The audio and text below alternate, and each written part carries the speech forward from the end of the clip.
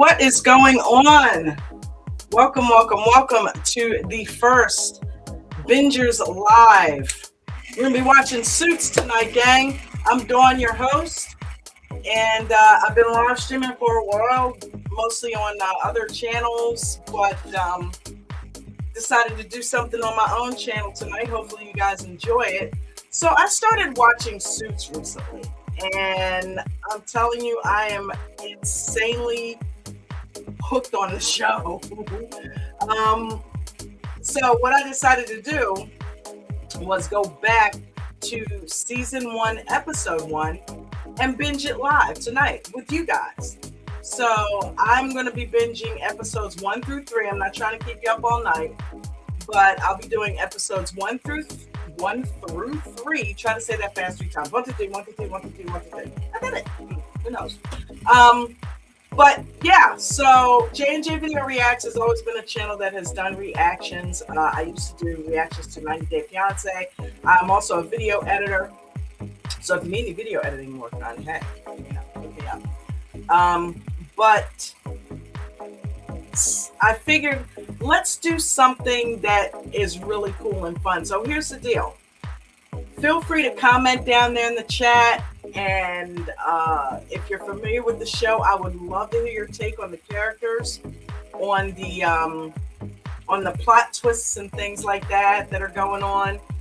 But if you are not familiar with the show, then welcome to the stream. Let's watch it together. I will not give you any spoilers. So you guys strap up, grab your snacks and your drinks. Uh-oh. Did you not? Oh. Huh? Oh, can you? Sorry about that, gang. I was getting a little hot under the collar, and Jen told me she could hear the fan, so I turned it off. I'm good to go. So here's the deal. Let's make it even more interesting, because this is gonna be a permanent thing. We're gonna do this more frequently. I haven't established yet exactly the days that we're gonna do it. I'm pretty sure Saturday afternoons is definitely going to be one, but I also want to do a Netflix watch party, a teleparty. So if you want to donate to the Cash App, I will email you the link to the Netflix teleparty, and you can go ahead and literally watch it with me simultaneously, not just here live, but you're invited to actually pull up your Netflix and watch it with me. So we can also comment in there live real time as we're watching it. So if you want to do that, I am going to put my Cash App link up here in the corner. That also helps to support the content. That helps to support the channel. I do this for a living. So that is how I get paid. So if you're able to send a Cash App here, just do that and email me. Once you've done it, I will check the Cash App. I will check for your email, and I will email you a link to the teleparty. So without further ado, let's get started watching Suits episode 1. I don't know if I've got anybody in here yet on YouTube.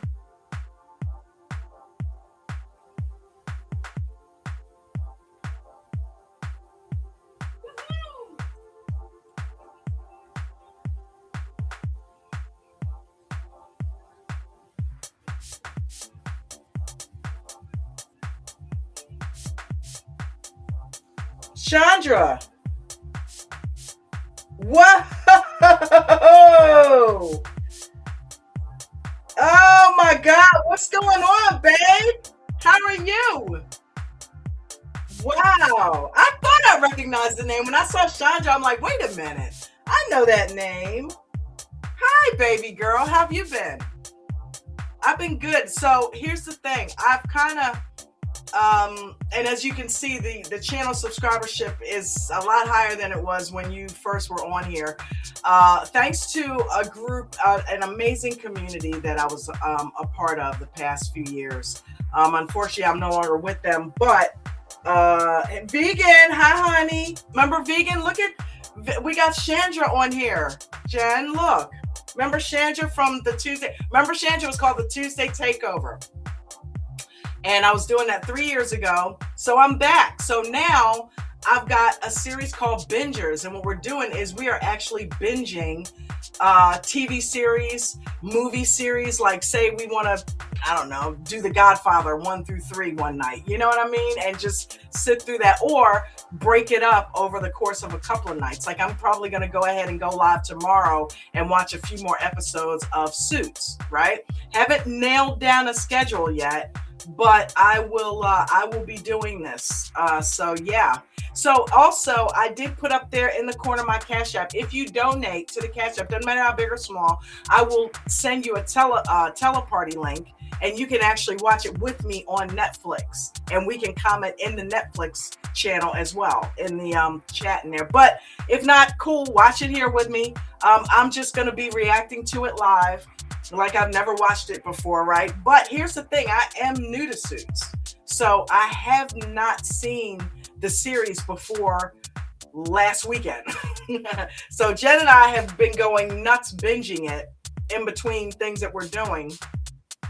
And let me tell you something, we are up to season 7. That's how good this thing is. It is, I mean, I'm on the edge of my seat. There's 9 seasons though. So we have not completely watched. We don't know how it ends. We don't know where it goes. And I know that they started Suits LA, and that's been going for about a year. I also want to binge Virgin River. I don't know if you're familiar with that on Netflix, but we binged that. It was 6 seasons of it, and we binged 1 through 6, and I think they just put out season 7. Another one I'd like to binge, and this is where I want to get you guys involved in this, because we're going to do a wheel watch party where I'm going to poll you guys to see if what you want to binge, what you want to watch together. And we can watch it together. We can binge it offline and come and talk about it on live streams after we've binged it. But this is something that I wanted to do tonight, binge together or react while I'm watching it, so that you guys can kind of get a feel for what it is that I'm trying to do. So Bingers is now live, and yeah, we're gonna have some fun.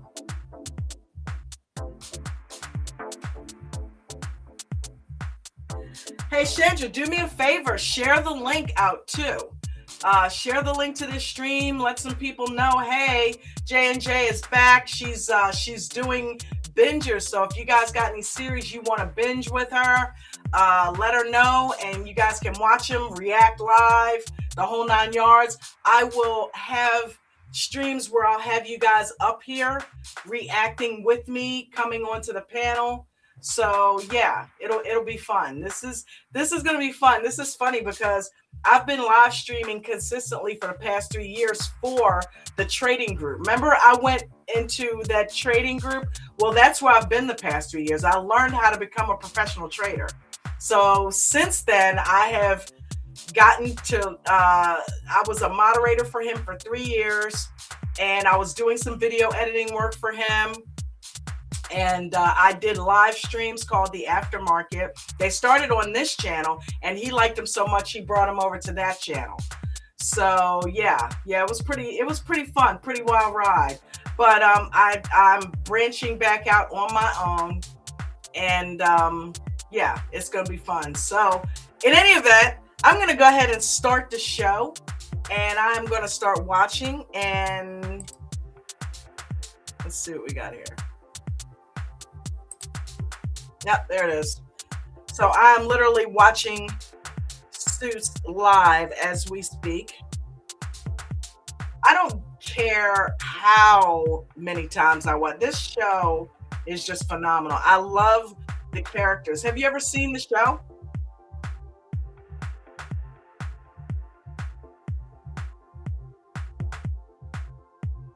Okay, cool.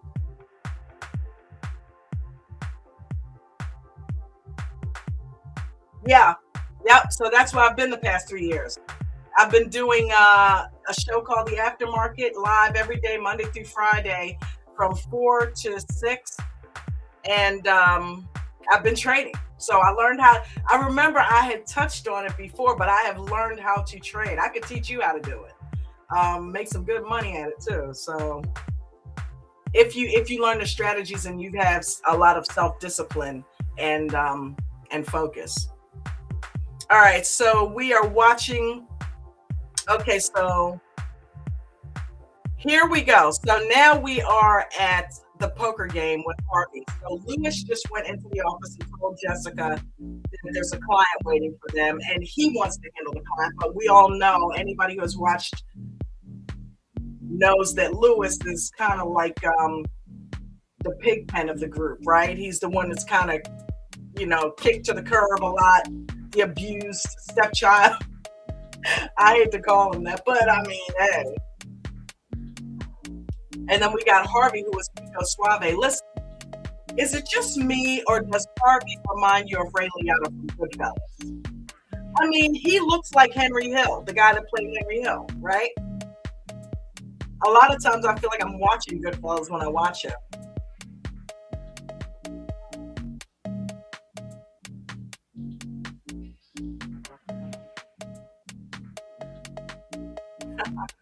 So Harvey says he's trying to figure out what happened in the interim with this deal with one of the clients of the law firm Pearson Hardman.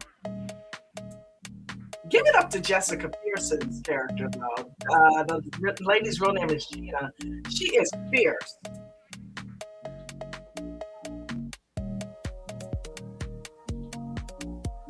Oh, no.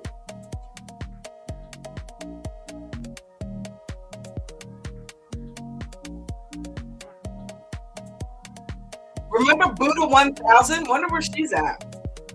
Ro, get the whole crew back together.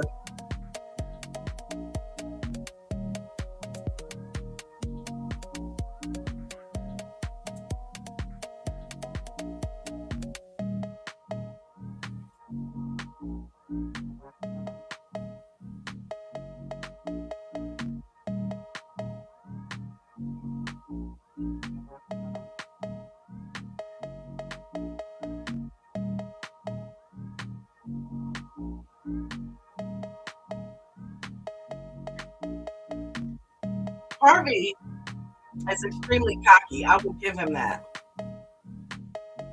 He just knows that no matter what, he's got it going on, nothing he can do about it, and he's going to close you no matter what.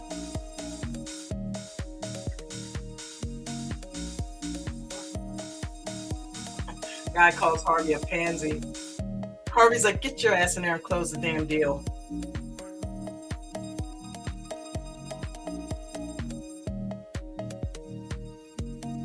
So the client's like, you're going to let Harvey speak to me like this? He's looking at the leader of the firm, who's Jessica Pearson, a fierce African-American woman who is the managing partner of the law firm Pearson Hardman.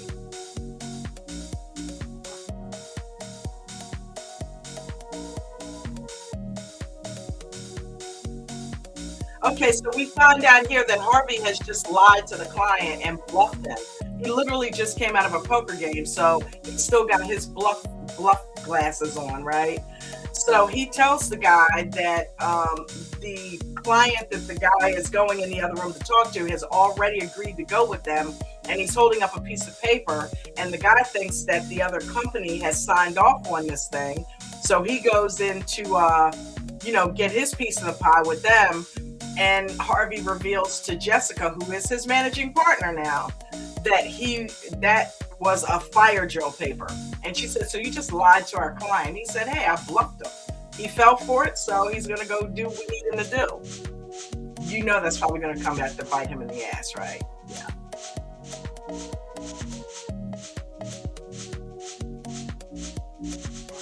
All right, so right now... Okay, so they bring us to a classroom, and we're looking at a guy with a baseball cap on and some big, wide horn-rimmed glasses. And this is the first time that we're introduced to Mike's character. Now, Mike, for all intents and purposes, is the main character of the show. He is, and you can see the poster I have behind me, right? So there's Jessica. there's Harvey. This this is Mike, right? So Mike is the guy that is who the story's about. He is he's kind of like a derelict, if you will, but he's a genius. That's the thing. And if you've never seen this show, it's fabulous. He's a genius, and he's doing things to kind of make money so that he can take care of himself and take care of his sick grandmother. You gotta love the guy right off the bat, right? Because he's trying to take care of grandma. But they're going to go back and show you why he is in this classroom taking this test, because he's not taking his own test. He's taking it for someone else, as we're going to find out. But I'm not going to keep giving spoilers. The only reason why this is happening is because I've seen this before. So I'm just guiding everybody through it.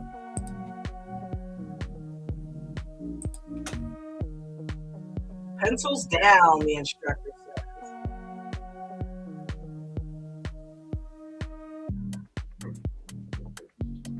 Any suggestions of next shows she should do?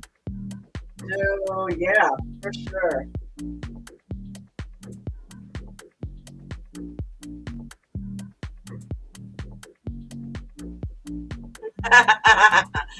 Okay, so the teacher pulls up Mike and says, "Hey, do I know you from somewhere?" Maybe he's seen him before. Mike says, "I don't think so."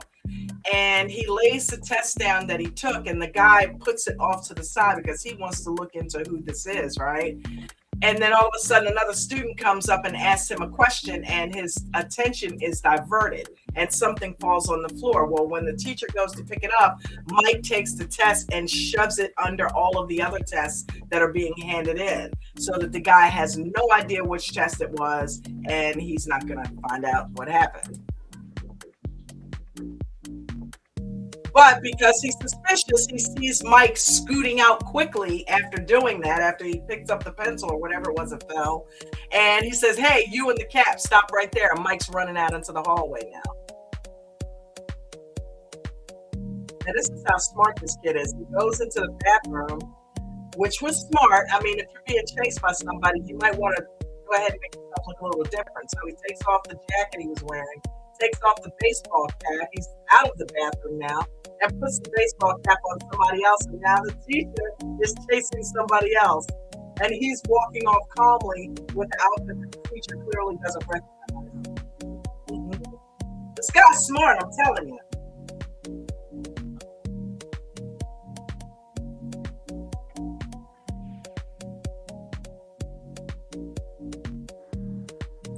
Okay, so he's going to the person who paid for him to take the test, and he's telling them the grade that he got him, and the guy's complaining about it, saying, "I wanted this grade." Well, Mike's saying, "Look, you're a B average student. There's only a certain amount of people who can get a grade that high. If you want that grade, it's going to look obvious, and you average B, so it's really outlandish for you to get that grade. So if you want to get caught, fine. I'm not putting myself out there getting caught for you, right? So we're going to make this realistic. I gave you enough to pass and, not to look too scrubbish." And now he's asking for his money.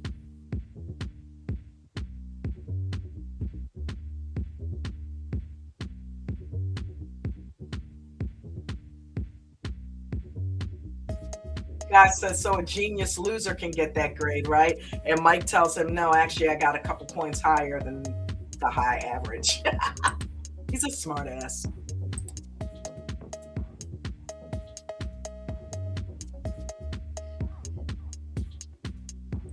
Oh, that's jacked up. That's jacked up. He needs his ass whooped for that. He gives Mike half the money that he owes him. And Mike says, "Wait a minute, what's going on? This is only half." And he says, "So what are you going to do? Call the police?" That's not right. That's not right. You got a business deal going with the guy. You need to pay him what you said you were going to pay him. So yeah, obviously he has to deal with crap like that in what he's doing. So I slams the door in his face, and Mike.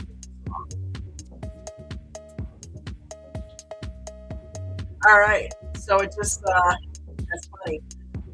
They must not have had the theme song Greenback Boogie, which it's a cute, it's a cool song. You got to look it up. But bring back boogie.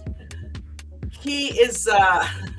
They didn't play it. All they did was they said suits with like a black backdrop, and the word suits. So that's normally where the intro would go. They need me. They don't now though because they have one. But all right, let's do it. All right, so we are now back at Mike's apartment with another guy in there with him, and they are hitting the bong. Rough day taking tests, I might. Mike said, I gotta get my shit together.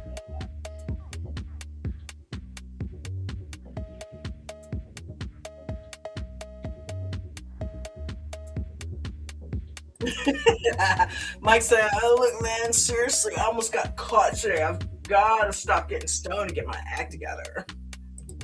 Yeah.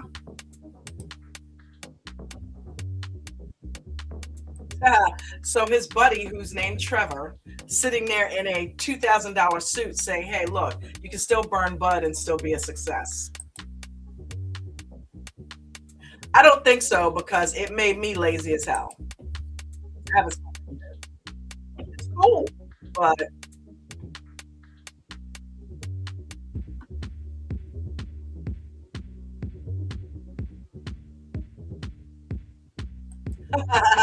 so Mike says, Trevor says, you want in, you got in. Now, we don't know what Trevor's talking about yet, but Mike says, nope, that is word for word what you said before. I almost got caught cheating on your math test back in the third grade or something like that.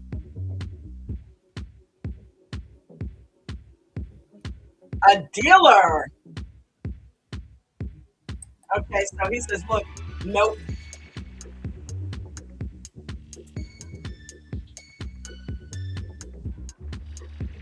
Wow. So Trevor is trying to convince Mike to become a drug dealer like him. He says, I got a $2,000 suit on. I've got 10 of them. He says, what I do is easy and I can still do software engineering on the side. He acts like he's posing as a software engineer. So basically, what he's doing is he says, I meet with people who hand me briefcases full of cash, and I hand them a similar looking briefcase back with vacuum sealed bags of bud. What? Wow. Okay. And he's trying to get Mike to go in on this with him.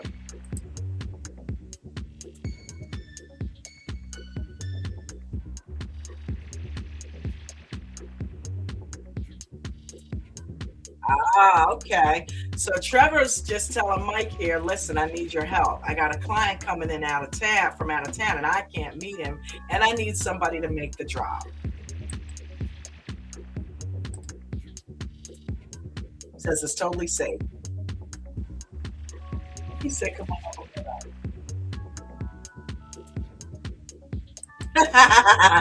Mike says, Trevor, a guy is likely to die while dealing drugs than quicker than he would on death row.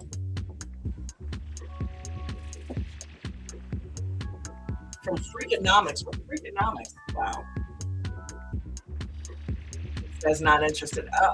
Okay, so enter Trevor's girlfriend. She says, not interested in what, Mike? And they both look at each other. She doesn't know he's a drug dealer.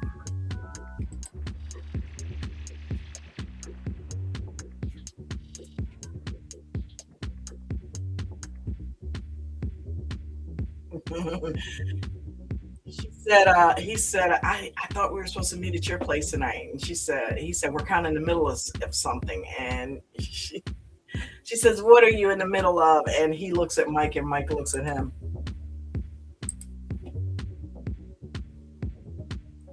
Don't forget, if you want to binge with me at the teleparty, just send a Cash App donation, which is up there right here.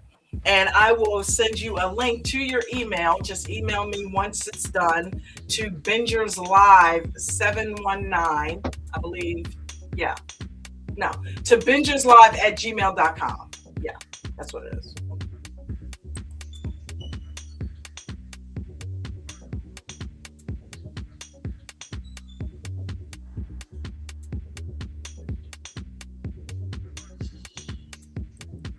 Oh, he said I got to get up early to pay my grandmother and pay them another month. So Mike is taking care of his grandmother. The girlfriend's trying to convince him to help Trevor, even though she doesn't know what Trevor does. And Mike is like, yeah, no, I can't help him out. But he's not spilling the beans.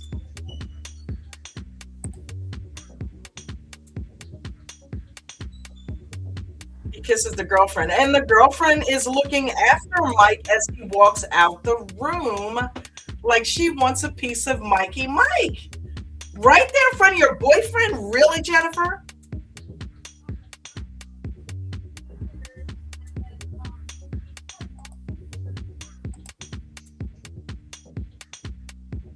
Okay, so we've got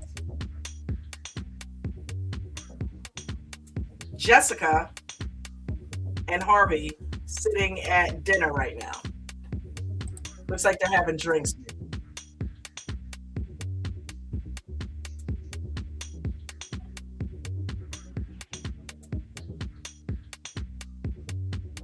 Okay, so they're talking business. She's saying that there's a large firm out there looking to maybe use Pearson Hardman for their law firm. So, but the law firm that they're with is a huge company and they're a competitor of Pearson and Hardman. So Harvey's like, oh, okay, cool, an opportunity to steal a client from them. And she's like, yeah, if anybody can do this, you can.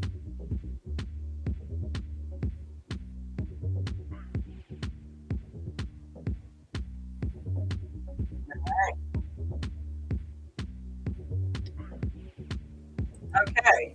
So the waitress, who I guess gave them their drinks, came up, saw them toasting, and said, well, you two seem to be celebrating something.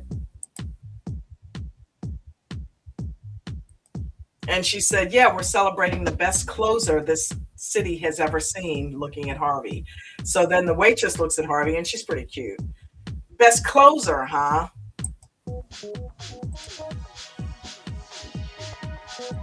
Oh, okay. So Mike says, yeah, I'm an attorney.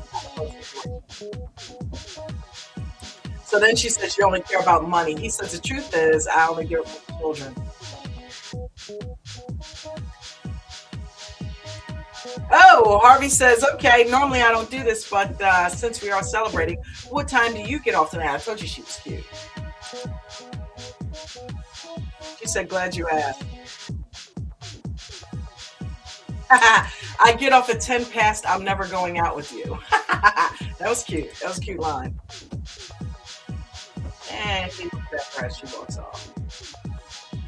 Jessica says, I guess you're not the best person. That's got to be the worst, to hit on somebody in front of somebody and get smashed. In front of somebody that you look up to who thinks you're the best closer there is, right?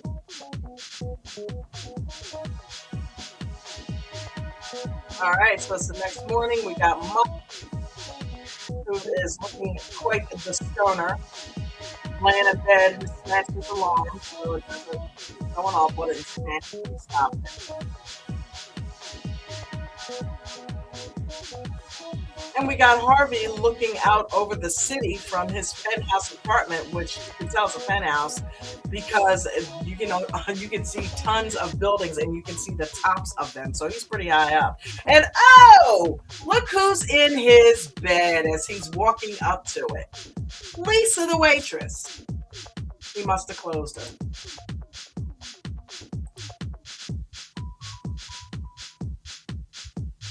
He said, Lisa, this was lovely, but I'm afraid it's time to go. She said, oh, we can't hang out? I'll make you breakfast. And he said, okay, I got to get some work done and I really need to be in the office by 7:30. Wow.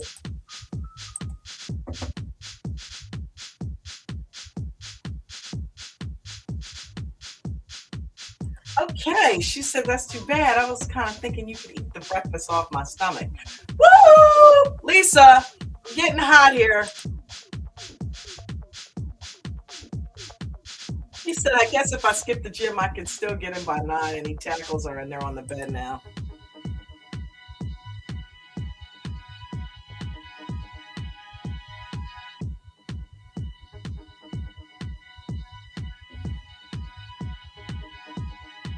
Eh, okay. That's what I think, Grammy.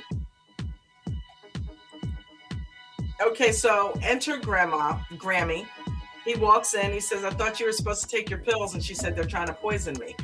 I think the same thing. That's why I don't put medicine in my body. I will drink. Speaking of which, lemon and ginger, best medicine for you. If you're feeling down, if you're feeling like you got a sniffle or something, which I never had because I drink moringa. Remember that, Chandra? I don't know if you're still here, but moringa keeps. I still have not been sick. Now it's going on 10 years, almost 10 years. This is like the ninth year that I've been drinking it. I'm in my ninth year and I still have not had a cold, sneeze, sniffle. Um, but yeah, lemon and ginger, really good. It tastes like unsweetened lemonade. It's pretty good. And it's like nature's antibiotic, nature's peroxide right here. So I keep some, you know, just to kind of keep the old pipes clean and everything. I don't really need it, but I like it. Tastes good.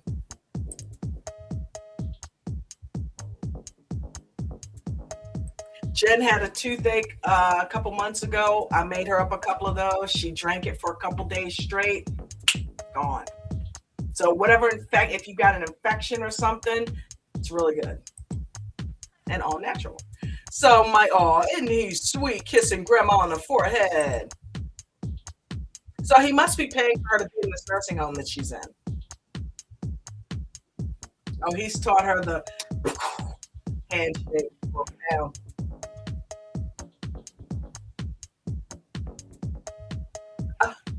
she said, "Michael, I'm not going to be around forever, so I want you to stop with that stuff."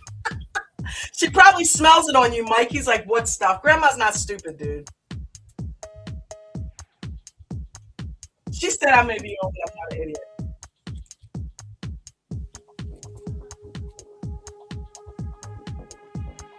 Okay, so she says, "I know life's been hard, but you're not a kid anymore, and I want you to start living up to your potential." Grandma's right, Mike.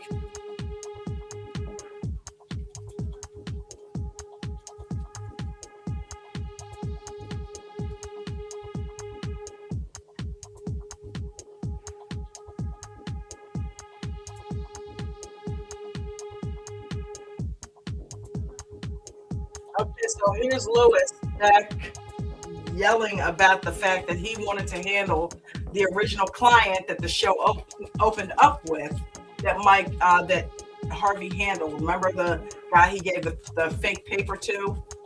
Lewis is like, "I could have handled him."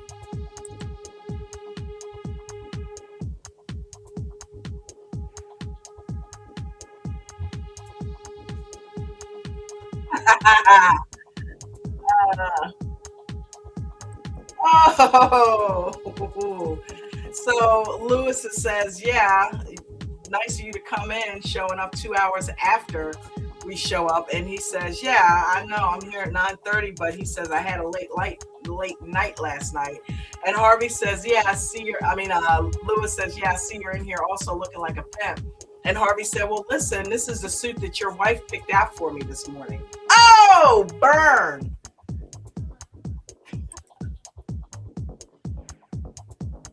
He said it was be funny if I was actually married.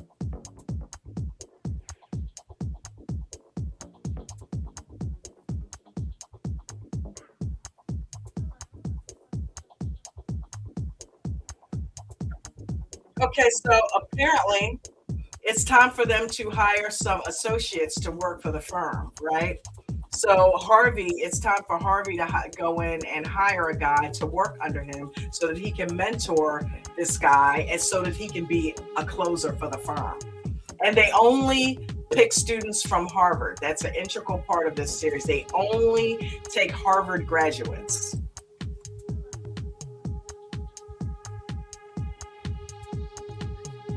Hey, nothing's wrong with Rutgers. Damn. Lewis said that's it's better than hiring somebody.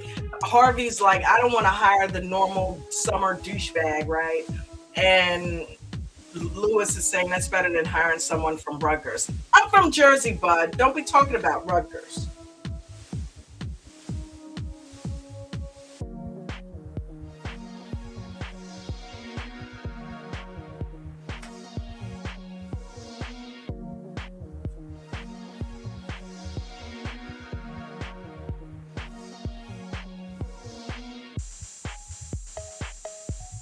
Um,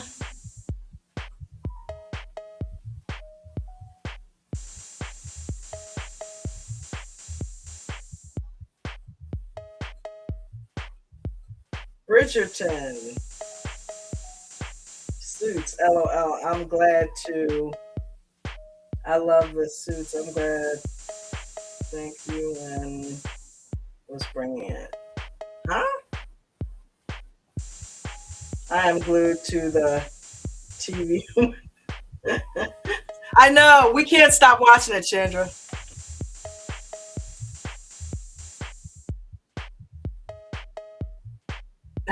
So Jessica's like, recruit me.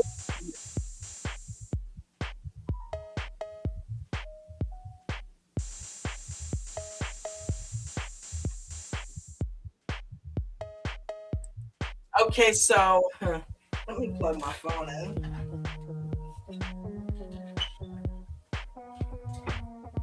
So Harvey apparently is a senior partner in the firm, and senior partners have to hire themselves an associate to mentor, right? But the associate also, Lewis also is the one that takes care of all of the associates as like a mentor to the entire associate group. They are in something called a bullpen.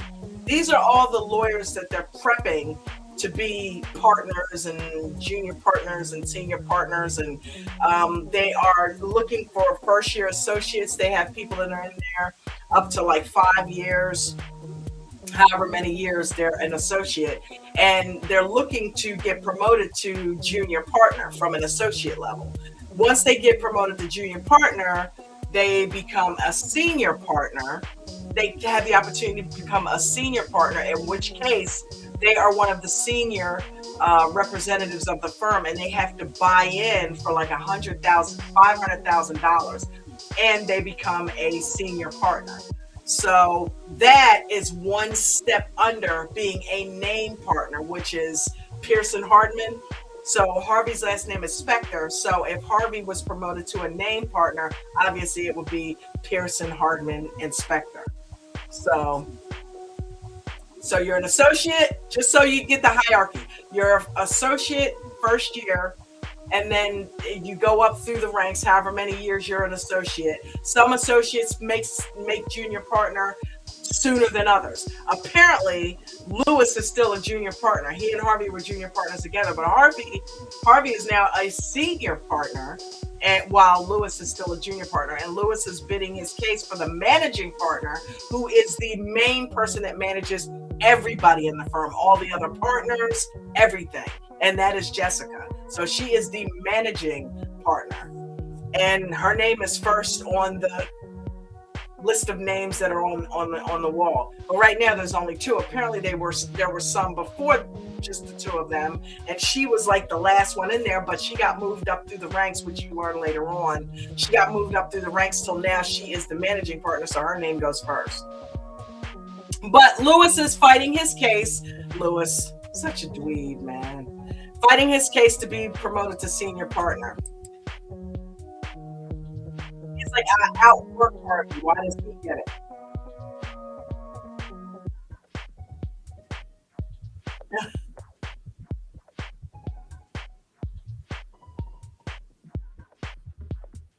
Jessica's telling them to make peace with each other.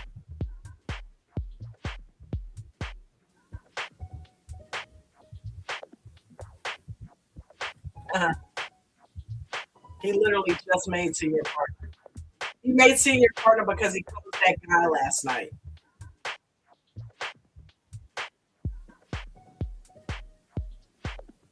Oh man. Wow. So the nurse that cares for Mike's grandmother is walking down the hall with him, and he's saying that she's getting a lot worse, and she's going to be needing full time care. And Mike's like, okay, I whatever that is, I can't afford that, right? So she says, okay, well, if you can't do it, then I need to put her in a state facility. And he says, well, I don't want her there either. She says, well, you need to come up with 25K. You know where this is going, right? Remember Trevor? Remember the drug deal? Yeah, you know, most likely that's what he's going to end up doing. I hope not, but we know Mike is not above breaking the law, right? Because he was taking tests for somebody for money. So I think that's how he's supporting grandma right now. He says he will get the 25K. Okay, let's see what you're going to do, bud. Bud, we get it. Ah! So he just said goodbye to grandma. There it is. There it is. He said, Trevor, I'm in. One-time deal, 25K, take it or leave it. So Trevor said, take it. Wow. Really, Trevor? You clocking those kind of dollars, dude?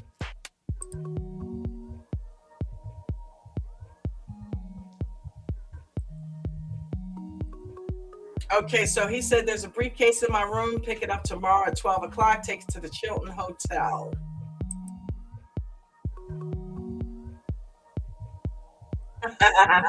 He said you can't go in there looking like a delivery guy. So shave, comb your hair, and wear a suit for God's sake. He said that's all I have to ask. He said I'm not asking you. I'm paying you 25K. I know that's right, Trevor. 25K. You better look like a GQ model, okay?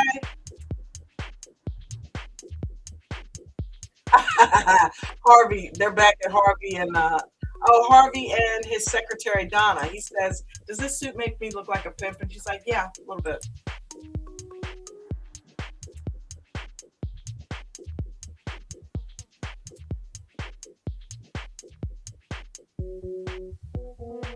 All right, so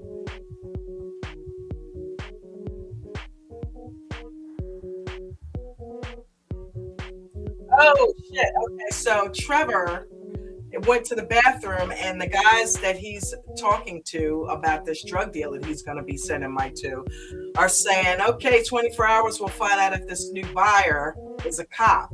And the other guy says, well, why didn't you tell Trevor that it might be a setup?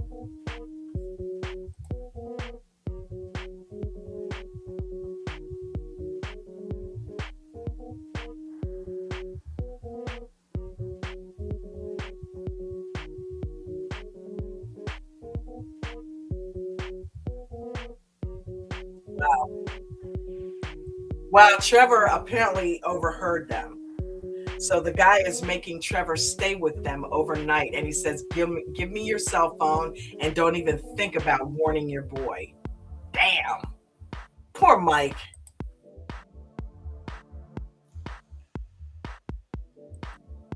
Damn. He said, so if these guys are cops, whoever's holding that weed is going to jail for a long time. That is so jacked up. This boy can't win for losing.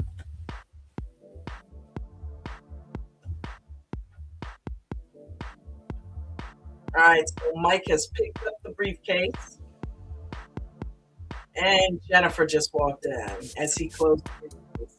Wow, you scared the hell out of me. And she said, look at you in the suit. She said, tell me you decided to work with Trevor. And he said, on a trial basis. What are you doing with him?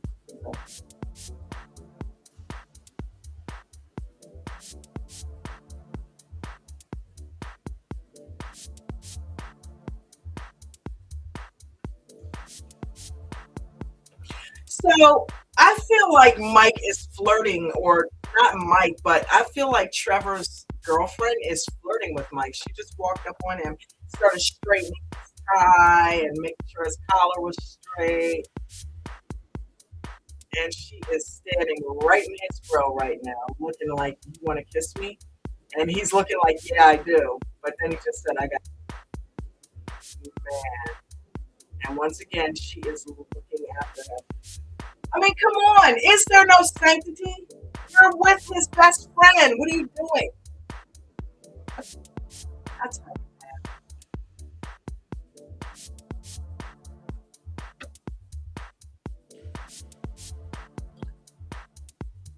okay. So Harvey has got his secretary Donna basically screening these applicants. He's at this Chilton hotel, and he's got a bunch of Harvard douchebags sitting out in the lobby waiting to be interviewed to be his associate.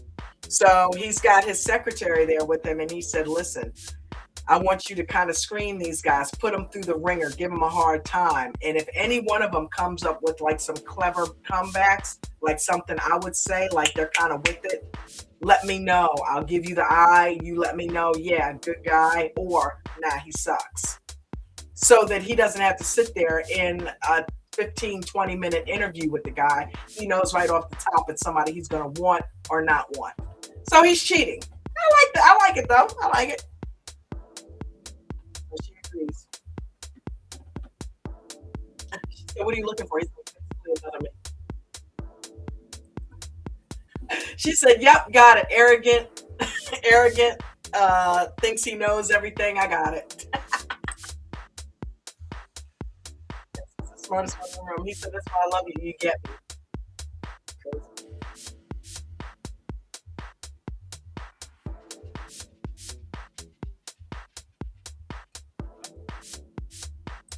Okay, so Jessica is talking now. It looks like she's at the home of her predecessor, and she's saying, so my plan is in 10 years to be stepping down as managing partner so that I can go ahead and go into a new chapter of my life. Okay. I actually don't remember ever seeing that. I don't know if I drifted off or I was in the kitchen or something during this scene, but okay.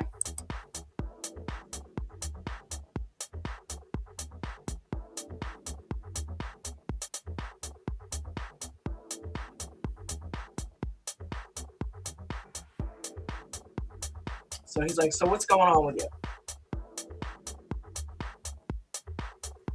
She said, how did you know I was your successor? And he said, I had a gut feeling. She is a fierce black woman. Okay. Okay.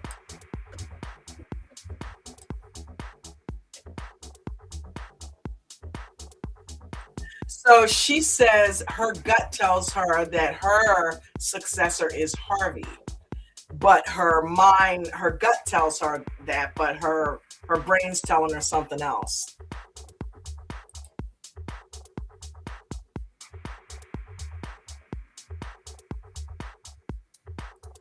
Ah, okay. He's like, what's the problem? She says, he's the problem. If the leader of a firm, okay, if the leader of a firm doesn't care about the people who are working for him, then the firm's not going to go very far. We're going to leave that alone.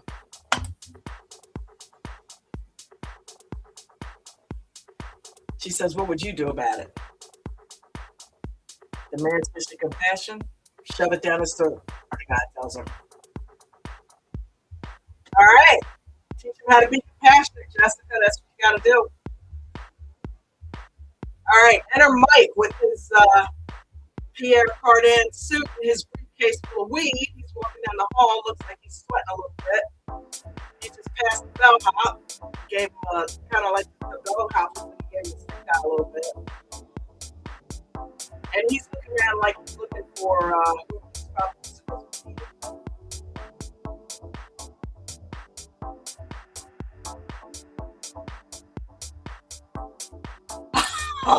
So Donna says, okay, Chip.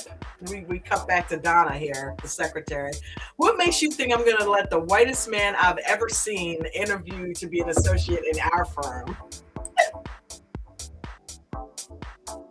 He's like, because I have an appointment. All right, here comes Harvey. He's letting go one of the guys that's taking Chip in. He looks at Donna. Donna's. So Harvey knows. Cut him quick. All right, where are we at now? Okay, so Mike, this reminds me out of like a scene out of 8 Mile. Remember when Eminem was in the bathroom? He was scared right before he was supposed to go do his first battle, and he's rinsing his face in the sink. That's what Mike's doing. So he's obviously very. I mean, he's carrying a shit ton of weed in this briefcase. So yeah, I guess he is a little nervous, and he's never done this before. So he is looking at himself in the mirror, rinsing his face. You can do this, he's telling himself. Yeah, keep it cool, Mike. All right, takes the briefcase, dips out of the bathroom. He's in the hallway, looking around.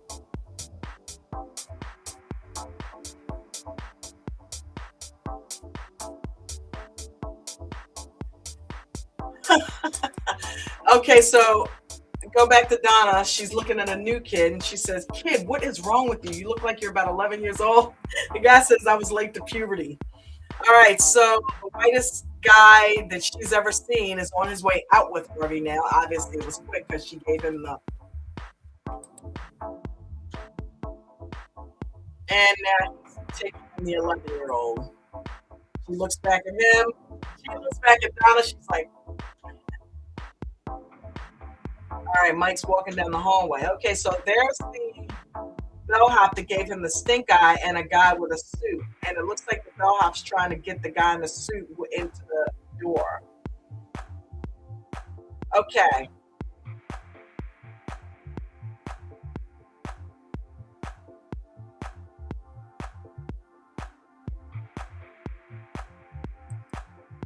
Okay, so Mike walks up to them and says, "Excuse me. I was thinking about going for a swim here. Are the pool facilities nice?" And the bellhop says, sure, sir. It's a Chilton Hotel. It's the best hotel in the city." Okay, so Mike is remembering seeing the sign that the pool was closed.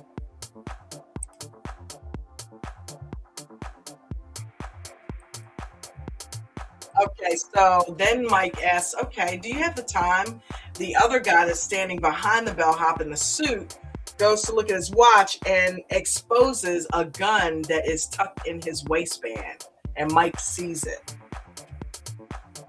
Accidentally exposes it because his jacket moved when he's looking at his watch. Mike says thanks and dips out. Now the two guys are looking after him. Okay, so the bellhop said, "He saw your gun." And the guy said, "You think that's him?" Mike is starting to walk a little faster now down the hallway. And they're saying he matches the description. Okay, now Mike is now hauling ass down the staircases. He got into the stair hallway and he's hauling ass. Good instincts. They suspect that he picked up on them, though, so they are following him. Yep, the bellhop just ran. You can see Mike down, but you know how they can look down and see him running. So, yeah, they're chasing him now. All right, Donna is calling for Rick Sorkin. And guess who runs by and stops and looks at her? Our boy Mike.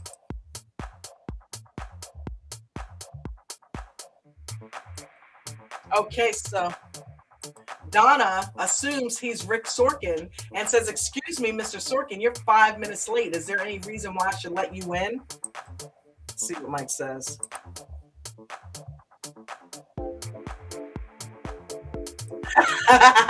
Mike said, "I'm just trying to ditch the cops, okay? I don't really care if you let me in or not."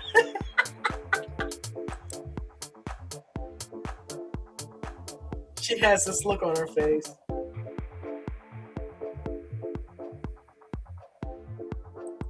Okay, so Harvey looks at her. Harvey walks out of the office and gives her a look, and she's like, she thinks it was a line. She doesn't know he actually is running from the cops. She says, "Mr. Spector will be with you in a second." Wow, that does sound like something Harvey would probably say, being a smartass, right? Because who would ever admit to it? The cops are chasing. All right, Harvey's going to introduce himself. And Mike introduces himself as Rick Sorkin. Wow. Okay, so the briefcase, the briefcase popped open and all the weed fell out. And Harvey's like, "Whoa, what is going on here?" And the bellhop and the other guy, meanwhile, are running past the door that Donna spotted Mike in. Okay, so she asked the bellhop, "Can I help you?" And he's like, "No," and he dips out and starts running the other way. All right, so good job, Mike, getting away from the cops. Considering the fact that he couldn't get warned about it by his boy. Okay, so here we cut to Lewis, who is going after the guy that Mike closed the night before, saying, "I'm a better lawyer for you." I mean, don't they work for the same firm? Like, why would you then go behind him and say, "Hey, you shouldn't be working with him, you should be working with me"? That is not how law firms should be, partners should be behaving with regards to one another. It makes your firm look like a bunch of backstabbers. And why would I work with a place that backstabs each other? That means you're going to backstab me at some point, right? So he doesn't see, but that's the thing about Lewis. He doesn't think about how things look when he is being Lewis, which we'll get into in later episodes. So the guy's like, "I'm listening."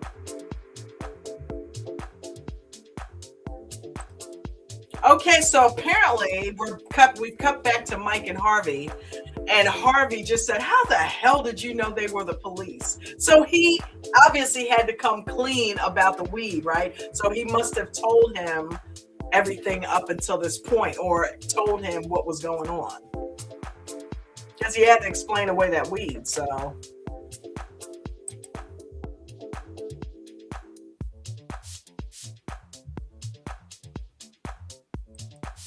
okay, so Mike says that he read this novel when he was in grade school where that was the same scenario. The cops were staking out a hotel and one was acting as a bellhop and the other was a guy in a suit.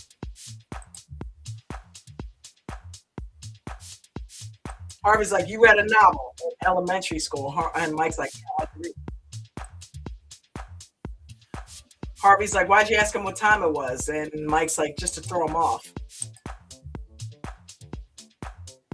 What kind of drug dealer asked the cop what time it is if you got a briefcase full of weed? Harvey said, "We should hire you. Jesus, I'd give you the 25 grand as a signing bonus." So he must have told him of the story with Trevor, right? He said, "I'll take it." Okay.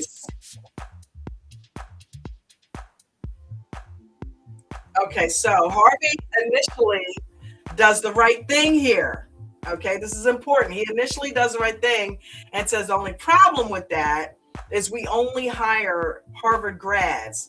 And the problem with that, with you, is not only have you not graduated from Harvard, but you haven't graduated from any law school or any school, period.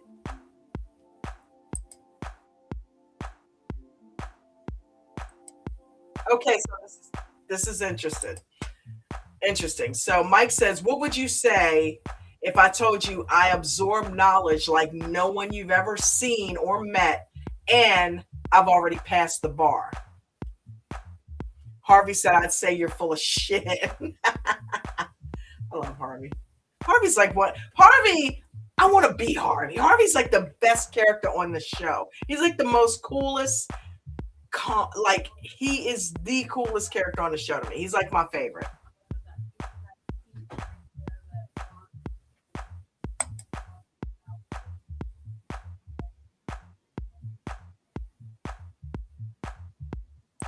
Okay, so Mike drops the gauntlet and issues a challenge. He said, "That's the Barbary legal handbook sitting on your desk right there, right?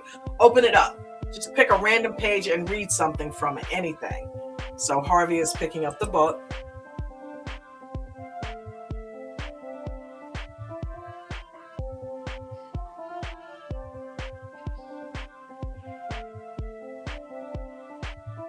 Wow. So Harvey started reading a passage from the book, and Mike verbatim finishes the passage. Harvey looks like he's about to shit an egg roll. He said, "How did you?" He said, "I learned it when I studied for the bar." He said, "Okay, hot shot."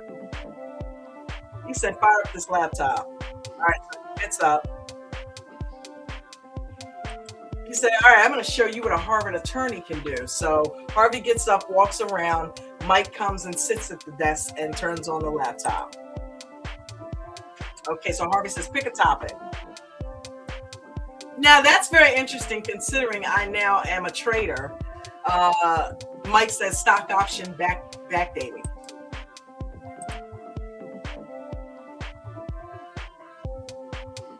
Harvey is spitting out legal jargon related to it.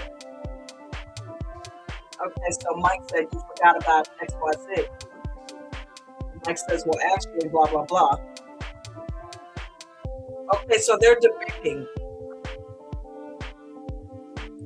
Okay, so they ended up debating. They ended up debating the whatever the precedent was with that. And Mike obviously sounded like an attorney, and he kept coming back with some pretty, I guess, on point rebuttals. And Harvey said, "That's pretty impressive, but let's not forget, I'm the one sitting here not looking at anything, and you've got the computer in front of you." Mike turns around the computer and he says, "I'm playing hearts," and you can see some cards on the screen. Burn! He's doing all of that from knowledge in here, because that's how smart this kid is, right? And needless to say, Harvey's eating it up.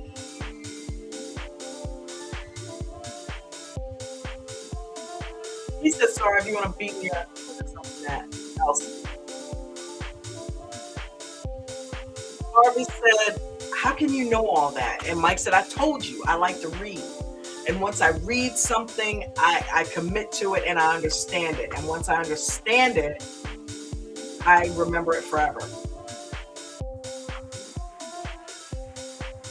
And he said, "Why'd you take the bar?" He said, "This dickhead bet me I couldn't pass it without going to law school." Okay.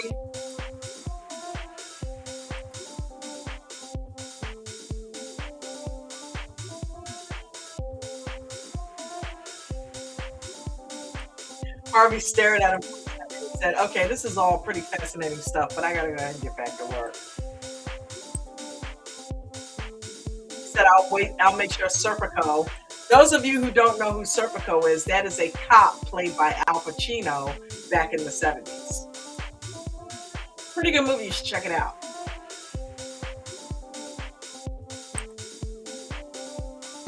All right, Harvey looks out the door, sees a bunch of Harvard douchebags, and decides, he looks back at Mike.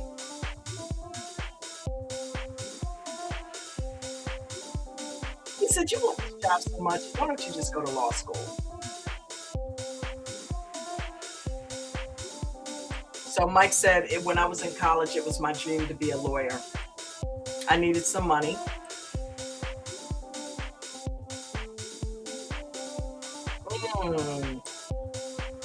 Okay, so Trevor has been,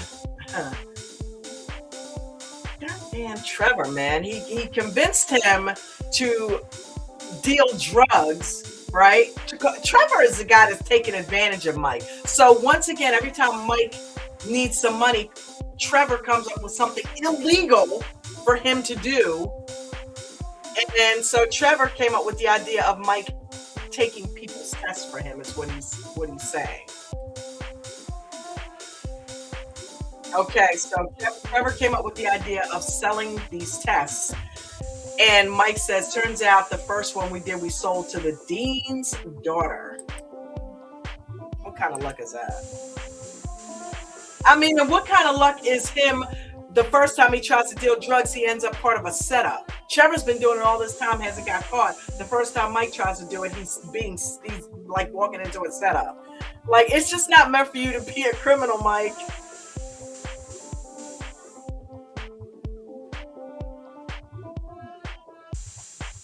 So basically, he said he got expelled and he got kicked out of school for that. So that kind of, he said, I got knocked into this other life and I've been trying like hell to get back to my normal life for like ever.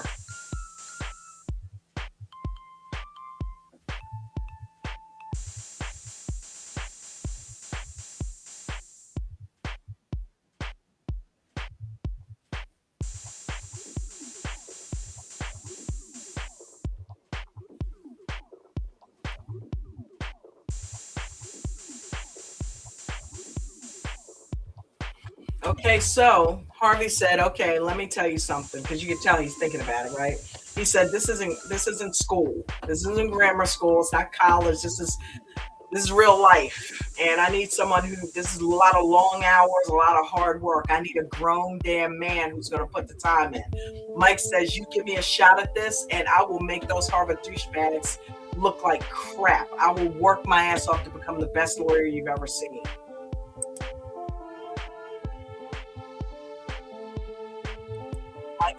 Mike said, I'm inclined to give you a shot, but what if I decide to go the other way? Mike said, that's fair. Sometimes I like to hang out with people that aren't that bright to see how the other half lives. Harvey loved it. He said, move over. I'm emailing the firm we just found our next associate. Woohoo! Kind of. But see, here's the thing. What do we know about Harvey? Let me stop it real quick. What do we know about Harvey? We know Harvey is the guy who held up a phony paper and closed the client based on a false premise that was a contract that was already signed. So we already know that Harvey is into bending the rules. So it doesn't surprise me that he ended up hiring somebody that has no freaking law degree to be a lawyer in his firm. Not to mention the fact that it's illegal and he is into bending the rules. And we know Mike is a rule bender, obviously. He was straight and narrow, but he smokes weed and he was willing to do a drug deal in order to keep grandma. Now, see, here's the thing. Both guys are good guys. They have good intentions, right? Harvey was there and he initially said no. He's like, yeah, I can't do it. But he was cool enough to get into a conversation with Mike, not turn him in, and realize that this kid had something and that I could be the one to give this kid a shot at a new life, right? And Mike also let him know, yeah, I am that kid. I got dealt some bad shit, some bad stuff, and a bad deal, and my life has now all of a sudden taken this weird turn. I was setting up for success, right? I was top of my class, and all of a sudden I sell this test, and now I can't. I'm out of school. I'm smoking weed all the time. I mean, I can't. You know what I mean? So Harvey needs somebody good. He sees this kid is worth it, so he decides to take a shot on him, even if it is illegal. And he knows he's not going to rat him out because he just helped him get free of this drug deal thing. So Harvey's telling him right now, they're showing a montage of him doing the things that Harvey's telling him to do. He said, first of all, I don't want you talking to Trevor anymore. Second, you need to stop smoking weed. So whatever you got, get rid of it.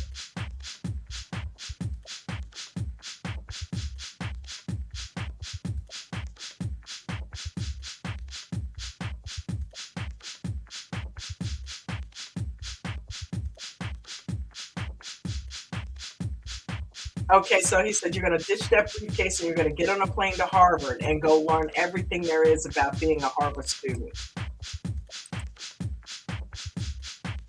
Everything about going to law school. He told him to buy some students too. All right, go on the plane. Off to Harvard. Take it.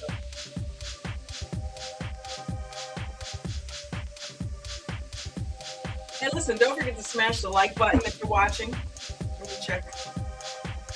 I don't really expect anybody else to show up right now, Sandra, if you're still there, because this is brand spanking new. This is like the first show I'm having. So I did put a link in the trading group's Funhouse. I didn't put it in the main chat, but we'll see. over the course of time, I'm hoping this grows to be pretty big because I think it's going to be fun. And we're going to be playing games and doing a bunch of stuff. It's not just going to be me sitting up here. Right now, I'm binging it live, but I'm not going to do this all the time. This is basically going to be a live stream where I'm talking about the show after already having watched it, right? But I figured it'd be fun to sit here and watch it with you guys tonight.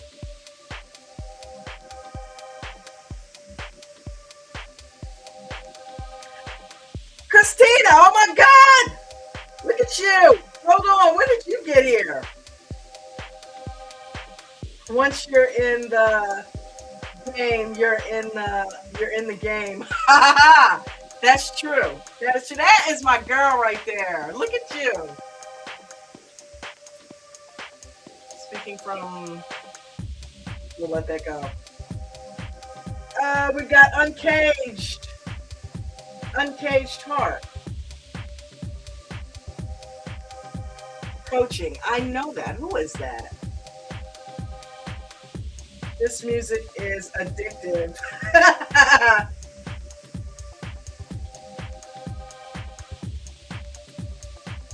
Dawn is cussing a lot. I know. I gotta stop doing that. I like it. I'm glad you guys are here.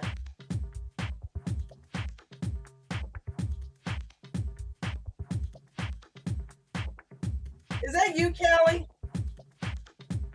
Or Callie said going. I think Callie's coming in. All right.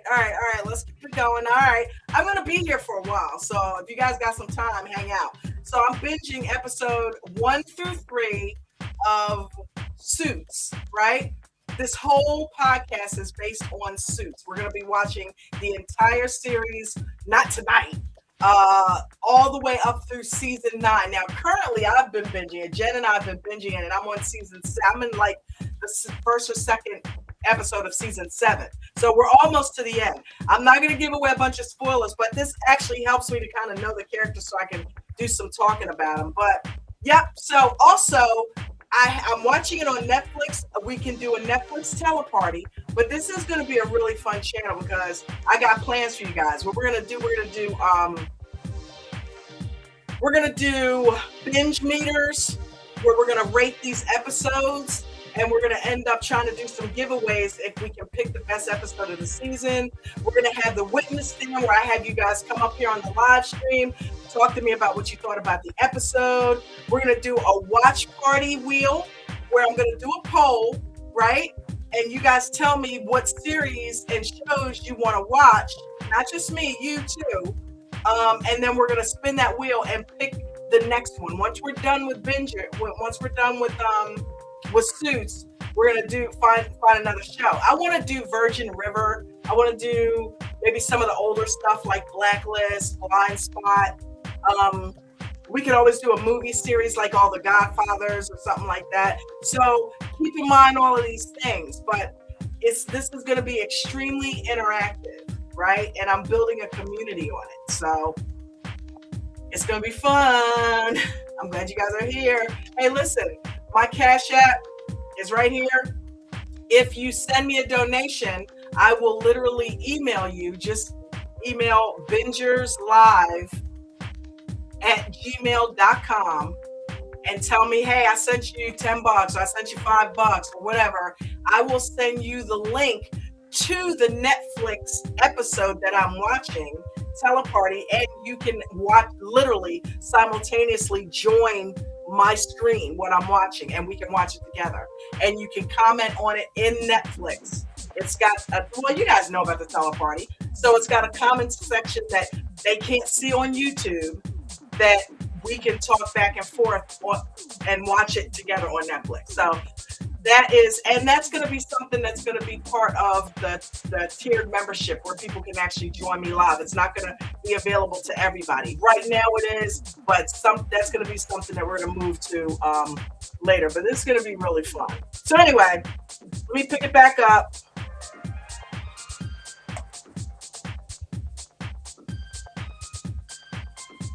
All right, so Mike is at Harvard, and he's asking the lady there that's at the desk, how do I sign up for the Harvard tour. And she's saying to him, yeah, 6 weeks ago was when you should have signed up. It's booked up. So he's screwed. He flew all the way to Harvard and he can't take the tour.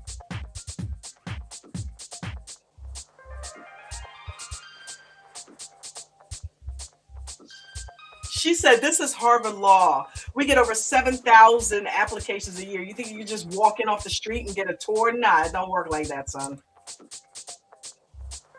Okay, so right now, while she's saying all of that, Mike, using this genius photographic memory of his, is looking at something behind her where it's showing some graduates and stuff. So he must be memorizing names and things like that so that he can use that down the line, right? He said, thank you. All right, so he's walking on the campus now.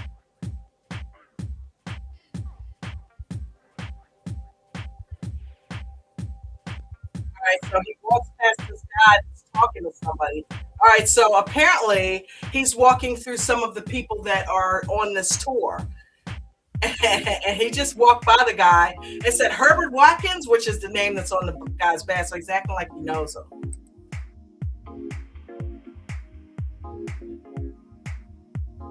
Okay, all right. He says he's Jonathan Atwater. He works for the dean's office in admissions. Mike's saying. Okay, so that must be one of the names that he saw on the thing and that he memorized. This guy's so freaking smart.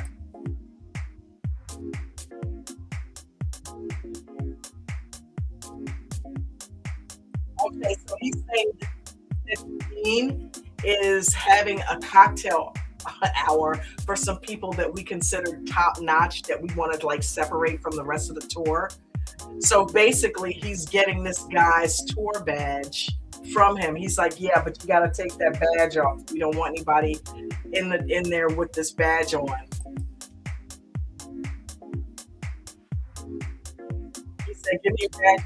Go straight to the dean's office. Congratulations. This guy's smart. You know what he reminds me of? He reminds me of Eddie Murphy in Beverly Hills Cop. Remember how he managed to get a suite in the hotel? Right, and then the banana in the tailpipe thing, and he was just he was very quick and very smart and figured out ways to get shit done, right? And Mike won before. Wow, got to use a little bit of this.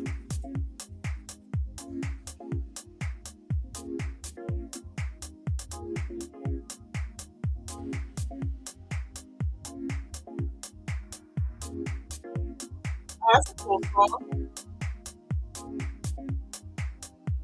All right, so Mike's getting dressed. He's trying to figure out what side he wants to have.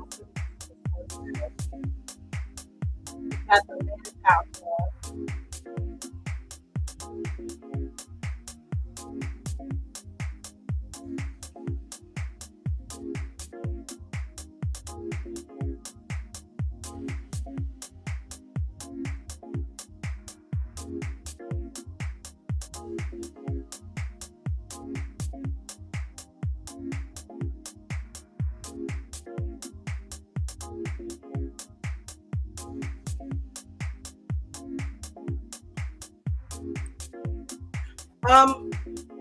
In case Hart says, I don't like Colin and Penelope. Okay, so I don't know who Colin and Penelope are, though. If that's somebody that's coming down the pike or they're in Suits LA, don't tell me about it because I'm still watching Suits. This is episode 1, season 1, right? So here's the thing. I've already gotten I'm up through season 7, but for the purposes of bingers, I'm starting back at season 1, episode 1. So if you're saying names of characters that I don't know yet, apparently, if you're talking about Suits. So don't tell me about Colin and Penelope. Not yet. We'll get to Colin and Penelope before you know it, though. Now you got me curious. Okay, Bridgerton is a series. Okay, let me write that down, Chandra.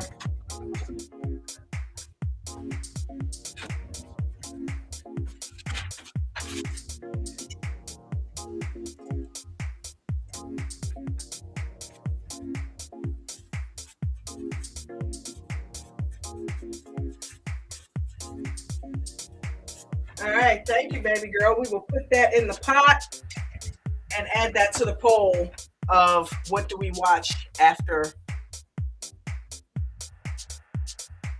Suits.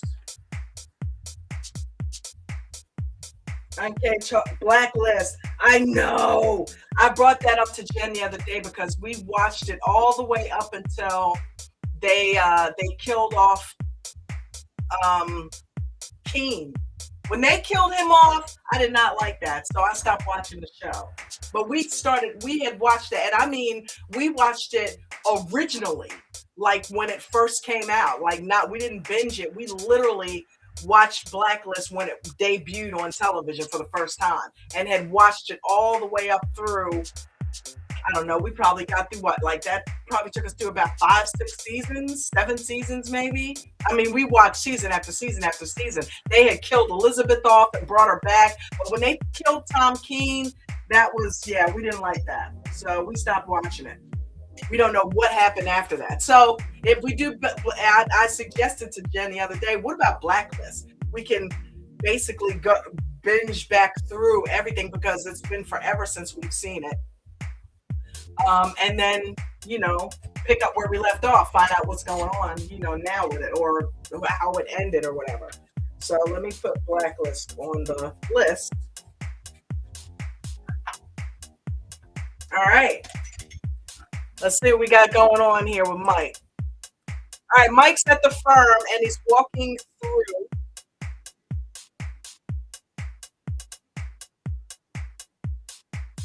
Okay. And he barely gets that high when the lady tells him have a seat. She barely even looks at him. Rude! All right, so he's in like a cafeteria looking room. I will say this firm, I would love this office building because everywhere you look, there's just nothing but New York skyline. Okay. Okay, so enter Rachel Zane. She says, I'll be giving you your orientation. So Mike looks at her, he says, wow, you're pretty.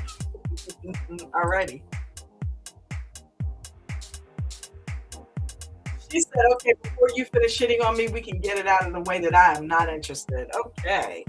We all know later on that line. No spoilers on.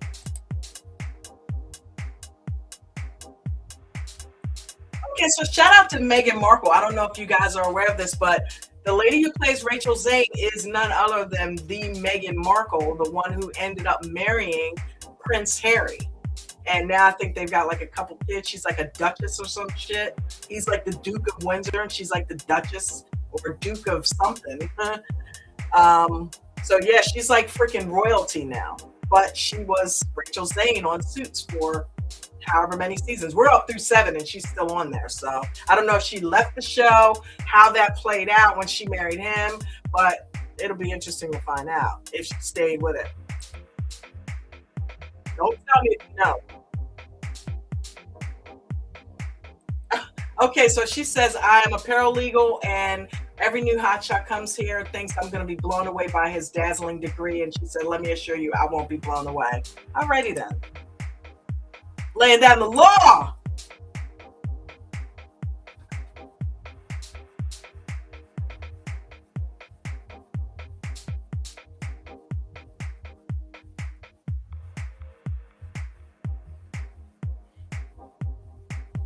All right, so nobody wants to watch it with me, huh?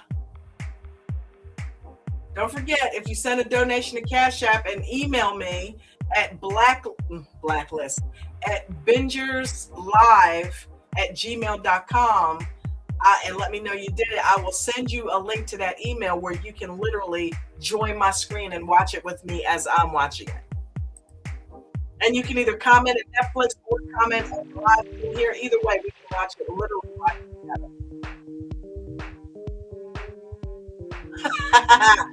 She walks away from me like, I love you. You know, Mike. So Rachel is taking him to the firm, giving him a tour.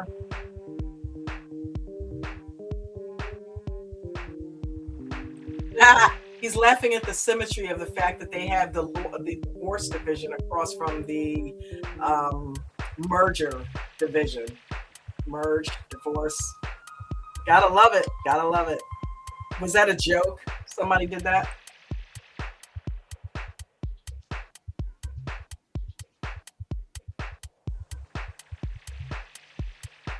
Okay, so she's explaining to him that the firm works on a hierarchy, a chain of command. So Harvey is your commanding officer, but Lewis Litt is in charge of all of the associates under him. Okay, so she says, "What do you think of Harvey?" And she says, "People are in awe of him." That's supposed to be, but she had contact with him, so she doesn't know. He said, "What about Lewis Litt?" And she looks at him and she says, "Let's continue with your tour." I'm going to tell you, Lewis needs help, right? I don't care. Lewis needs some damn help. I feel like Lewis needs some serious anger management, or he's going to kill somebody before it's all over with.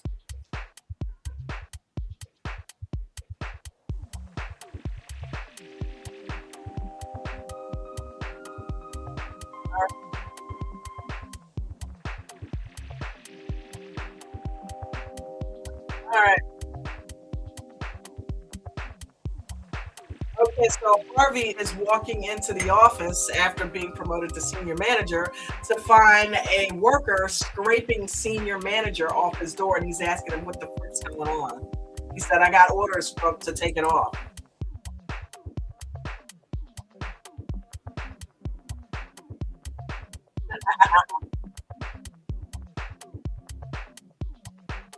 Dude, he was like, "Why are you scraping that off?" He said, "I got orders from my supervisor." He said, "Why did you get an order from your supervisor? Why did your supervisor give you the order to take my name off?" He said, "If I knew that, I'd be his supervisor."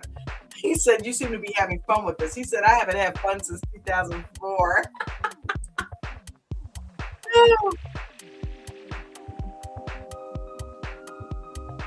Okay, so enter his secretary, Donna. And he says, "Somebody's trying to have a little fun with me here." And he says, she says, "Jessica wants to see you in her office now."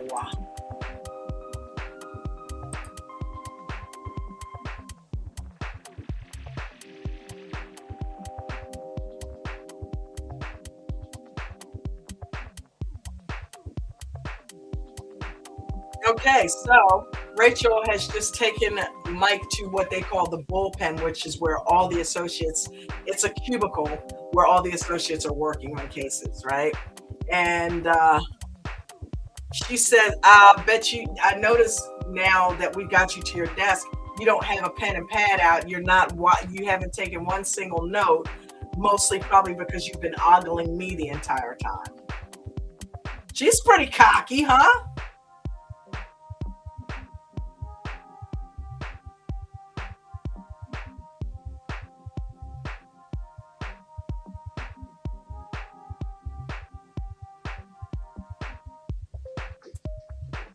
Okay, so he basically just spit out everything that she told him and said, "And Harvey's my commanding officer. Based on everything that you said, I should admire Harvey and fear Lewis." And he said, "Just because I outrank you doesn't mean I have the authority to command your services." Because remember how she came off about being the best paralegal, right?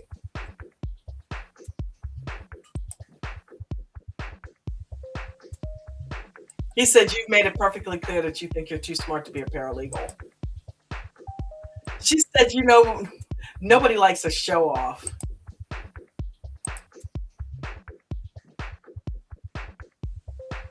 He said, "Yeah, and you used the word ogling."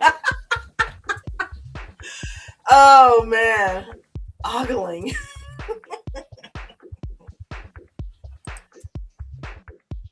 He said, "When do I get to see Harvey?" As she's walking off into the distance with that model walk. If you ever watch this show, do you notice everybody walks like some type of supermodel? I mean, even the men. The men have this swagger, right? Especially Harvey. And the women have this America's Next Top Model runway walk, like everybody. And if it's two women walking together, they're in unison with this wave, with this walk and this wave, right?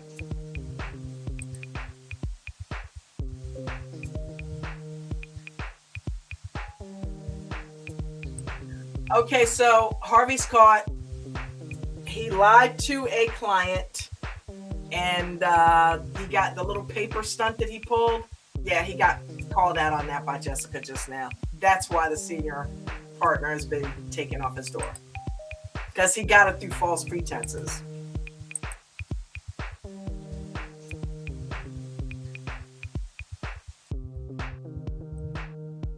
Okay, so he said, I lied to him to get him to honor his contract and do the right damn thing. And you didn't seem to mind so much when I got him to do it the other night. She said, but you didn't get away with it. So the client apparently left. She said, I can't risk handing you a promotion on the same day that we lose a huge client. He said, one client doesn't make a firm.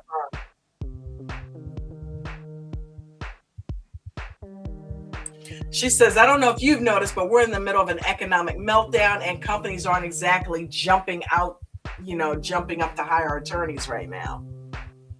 So work slow and they can't be losing big clients. So your name comes off the door.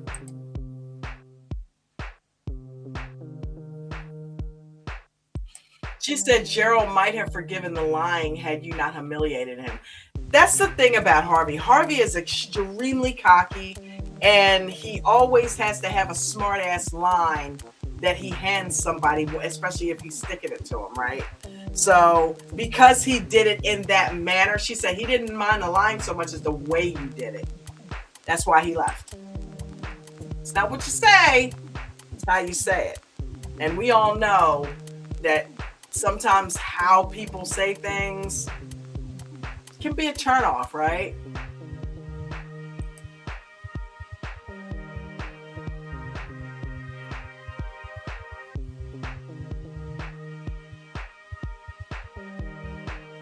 Okay, so Harvey said, Jessica, if you hadn't done as much for me as you have, I'd be heading out the door.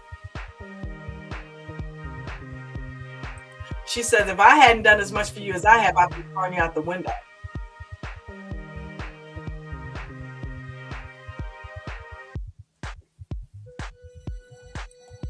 Okay, so she said, you start doing stuff on a straight and narrow. If you do one more thing, I'll put you in front of the bar myself. And he walks out.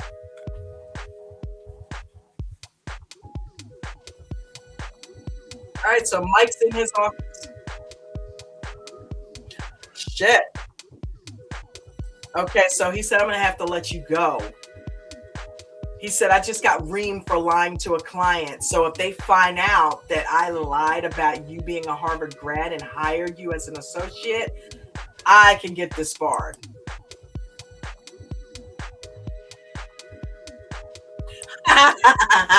Donna is always listening in on something. All of a sudden, Donna chimes in from the intercom on the phone. You what?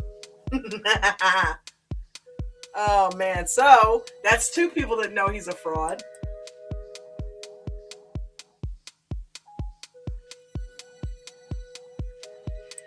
He said, I have to put my own interests above yours. Nothing personal. You're fired.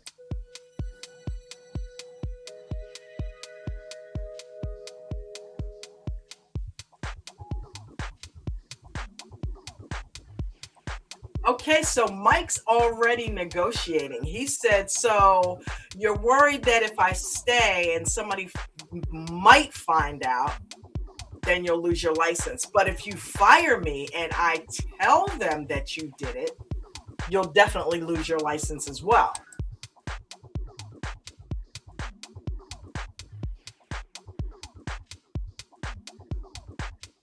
So Harvey said, are you telling me that if I throw you under the bus, you're going to drag me with you? And Mike said, well, like you said, you put your interests above mine. So now I'm putting my interests up there with you. Burn!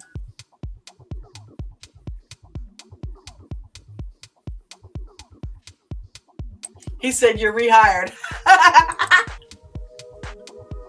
He's already acting like a lawyer.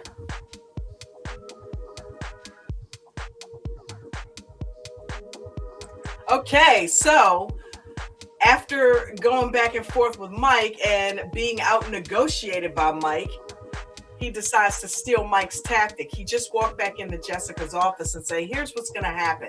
You're going to give me my promotion back. And we're going to forget like this never happened." Okay, so he said, "Because if you don't, I'm going to go across town and join Rick. I'm going to contact every client I've ever closed, and I'm going to take them with me." She said, "If you do that, you'll force me to put you in front of the ethics board." And he said, "I don't think you will." We know where he's going with it. He said, "You were obligated to notify them the second I lied to our client, and you didn't." He said, "If you put me in front of the board right now, I'll put you right up there with me." Ouch! He basically stole Mike's argument, went back in and used it against Jessica, and it worked. That's another reason he kept his ass, because he knew, wait a minute, this kid's smart. Actually, he's genius level. And I like that argument, so I think I'll use it for myself. Way to go, Harvey. Yeah. She knows he's got her by the balls. Yeah. She said, "I'll give you your promotion." She said, "But you have to do something for me." He said, "Anything." Oh, she gave him a pro bono case. Oh, okay. So remember the predecessor told her to pull some compassion out of him? She said, "Harvey, pro bono cases is how we show we actually care about people. We got to throw a few of those in once in a while." Harvey's like, "Yeah, but I'm not the guy to do that because I don't give a shit." He said, "I'm not saying we shouldn't do it. I'm saying I should do it." She said, "This is how you're going to show me that you care about more than just yourself." He said, "Don't pass it off to an associate. Handle it yourself." And he says, "Absolutely." Ah! The next scene, he's like, "Okay, your first case." He's handing it to Mike. Harvey, this man has no shame. Let me check in with my peeps. Who's still with me?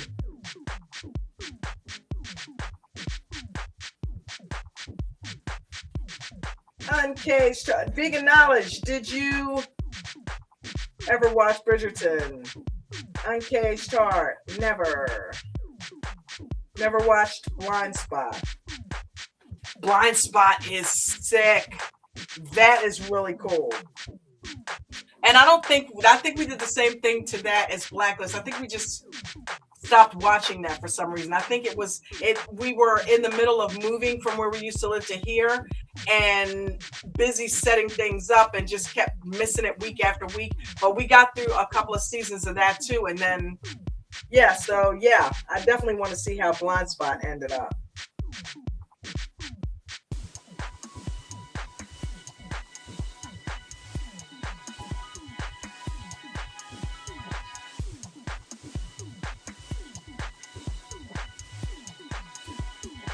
All right, let's go.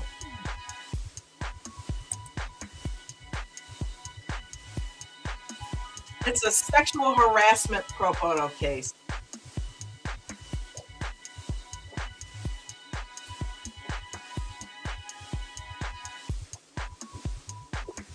He said, "Okay, great, I'll handle it. You can't handle it, I'll take it over." He says, "Easy, Clarence Thomas, just go talk to the witness." And he said, "Didn't I tell you to go buy some suits?" And Mike's like, "Yes, bought 5 of them." He said, "How much did you pay?" He said, $500. He said, "A piece?" He said, "No." For all of them. He paid $100 a suit. We got Harvey wearing $2,000 suits, and Mike went out and spent $500 on 5 suits.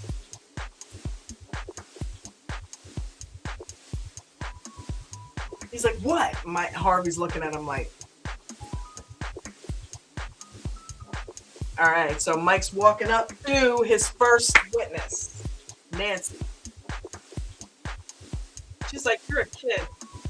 He said, "No, I'm a grown man." She said, "You're so skinny." Damn.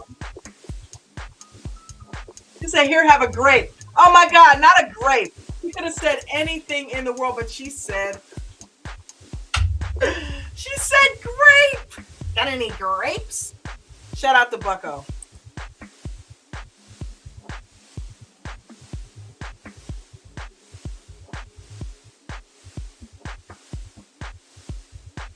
Okay, so she's telling them her story.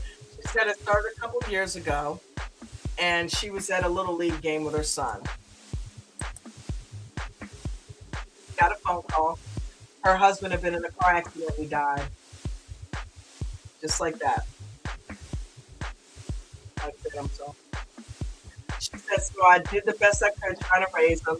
I got myself a job, and I got promotion. I got a promotion to the secretary of the president of the firm. And that's when it all changed. He said, tell me what happened. There we go. He started asking her to stay late. He started ordering dinners.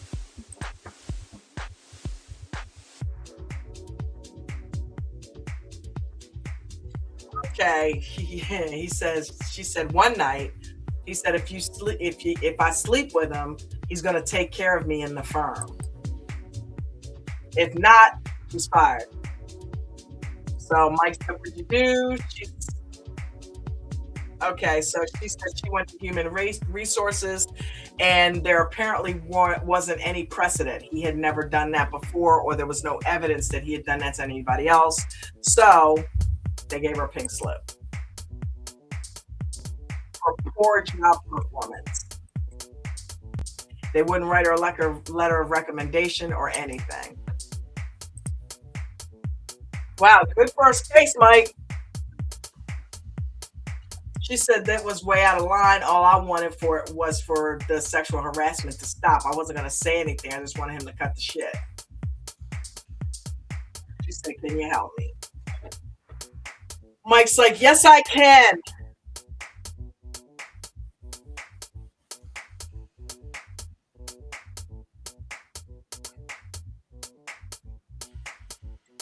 All right, so apparently Mike asked Harvey for help, and Harvey's like, what do you need my help? What do you need my help for?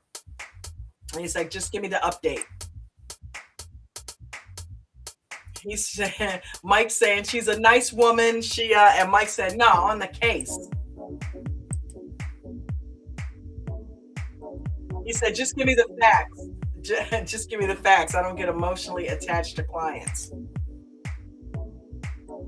Okay, so Mike said, this woman's life has just been ripped apart. You don't even care? Okay, so Harvey said, I'm not about caring, I'm about winning. This lets you into some serious insight into their dynamic of who Mike is and who Harvey is, right?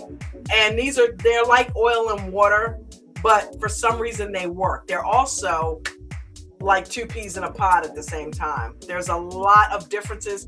There's also a lot of similarities in these two guys. Harvey I think he saw a lot of himself in Mike. That's why he hired him, right? And Mike, for all intents and purposes, sees a lot of himself, future self, in Harvey. I think he wants to be Harvey ultimately. Okay, so Mike says, why can't you be about both caring and winning?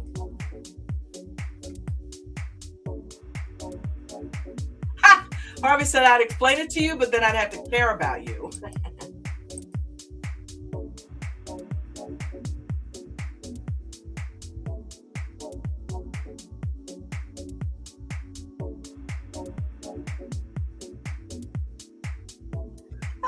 Mike went to go check the lock on his bike, and Harvey's like, you ride your bike to work? Come on.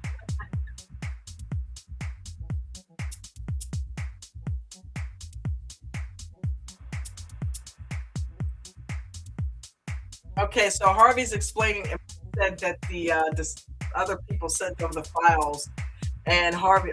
Wait a minute, hold on.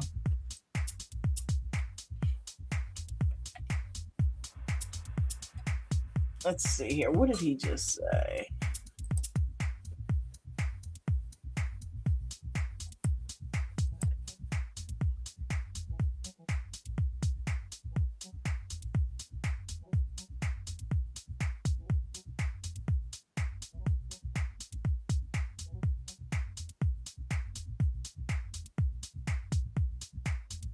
Mhm.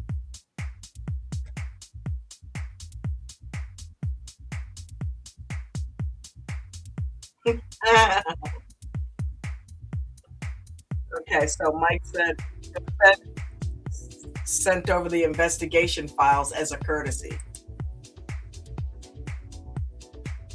Harvey said, no, they didn't. Nobody does anything as a courtesy. They sent those files because that's what they want you to look at.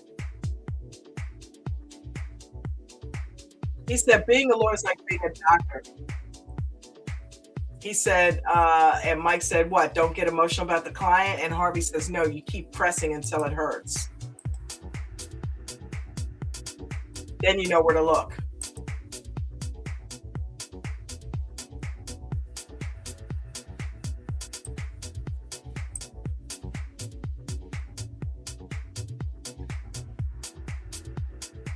He said, forget about looking for anybody else because right now nobody's going to admit that they've been sexually harassed by the CEO. So Mike's like, so what do I do? He says, think.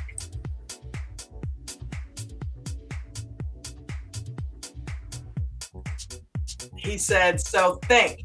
If the people now who work for him now won't testify against him, and Mike finished his sentence, somebody who used to work for him will.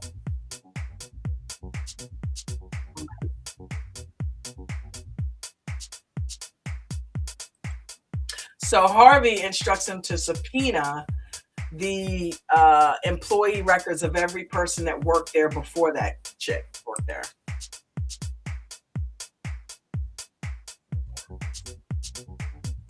Ah! Mike said, that's funny. That's exactly what I thought. Mike said, Harvey said, then what do you need my help for? Mike said that because I don't know how to fill out a subpoena. He's not a lawyer. I can't believe this. Oh my God, that's funny. He didn't know how to fill out a damn subpoena.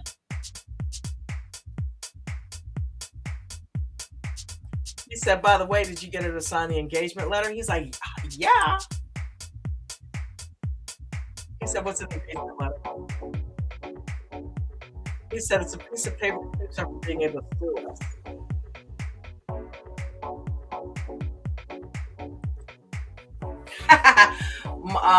Harvey asked Donna, his secretary, to teach Mike how to fill out a subpoena. And she's like, great. And after that, you want me to teach you how to wipe your ass?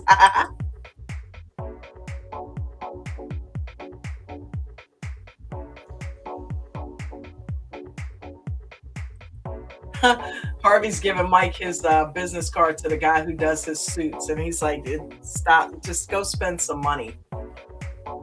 Ah.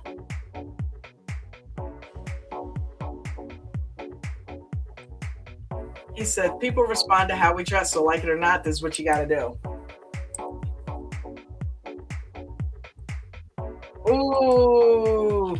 Mike said, are you giving me advice? It sounds like you actually care about me. Harvey's like, I don't. You're a reflection of me. Oh, okay. He's like, so get your shit together. Donna said that was a little harsh.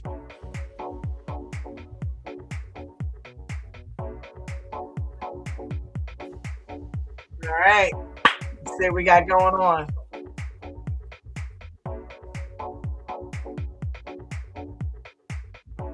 Okay, so Rachel just walked up to Mike and said, Mike, it's 6:30 in the evening. Where are you going? And Mike said, I'm going home. And she started laughing.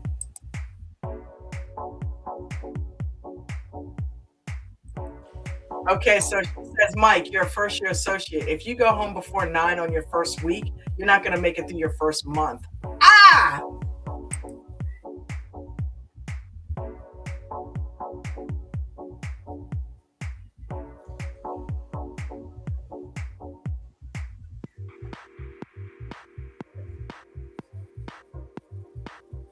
Okay, so now enter Lewis Litt again.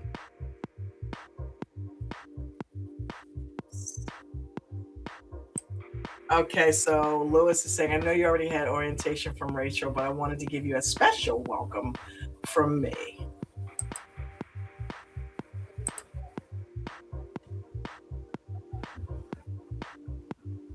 He said, amongst other things, I'm sort of the disciplinarian of the associates. And a guy is walking into his office now.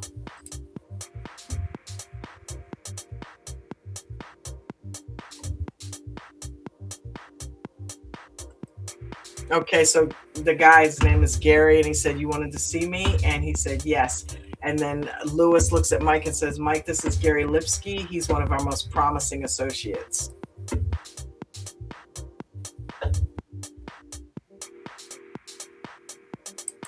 Okay, so yes, Gary, if Miss Pearson, Jessica, wanted to know if he completed a filing on a case. He said it was his brother's wedding, so he didn't really get to it. Okay, Lewis says, come on now. This is like the third time I've had to ask. Okay, so Gary says, I'll get right on it. And Lewis says, don't bother, you're fired. Damn! He's like, what? You can't fire me. He's like, yes, I can. And I just said, go pack up your things. Don't ever show your face in this place again. Meanwhile, Mike has got this disturbed look on his face like, holy shit, he just said he was one of the most promising guys.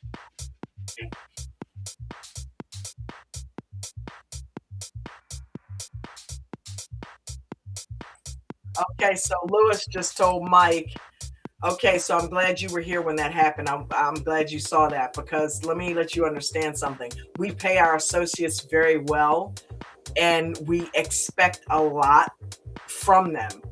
So he said we pay our, wait a minute, what did he just say? I'm sorry, hold on.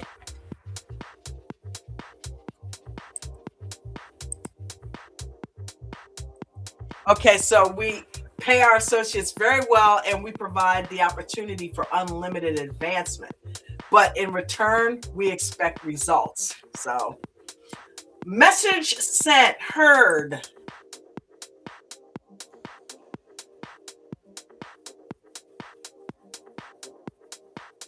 I think Mike, he said, have I made myself clear? Mike's like, yeah. So, meet Lewis, Mike. There you go. You've heard about him. Now you've met him. He's like, great. Welcome to Pearson and Hartman. He's like, feel free to go back to work. Mike's just kind of sitting there, like petrified.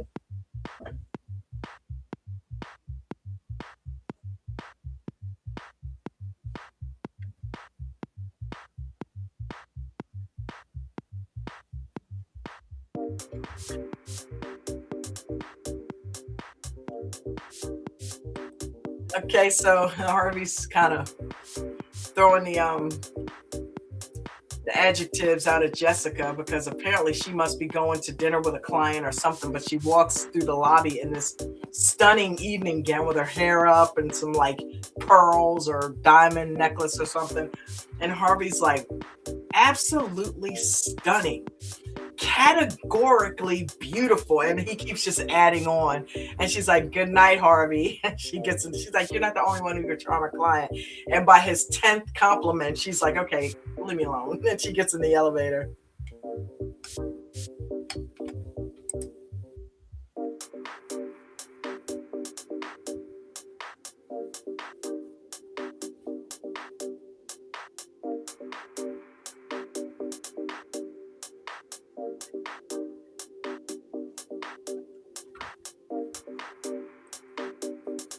Okay, so Mike gets home, and guess who's waiting in his apartment for him? None other than Trevor.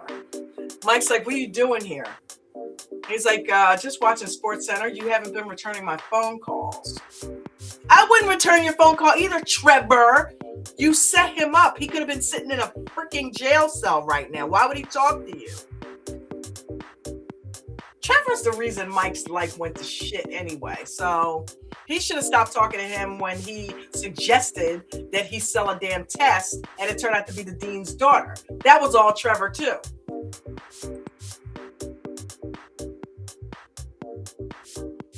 Yeah, Trevor's like, you haven't talked to me. Mike's like, yeah, because you set me up. Remember that? And Trevor's like, you think I knew about that? But we know he knew about it because he overheard the guys talking about it. And they took his phone saying, you better not tell your boy what's coming down the pike.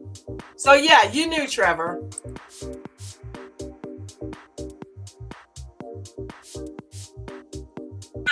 So Mike said, "Okay, here we go. Round 50. If I get the shaft, because you didn't know the whole you didn't know the whole story."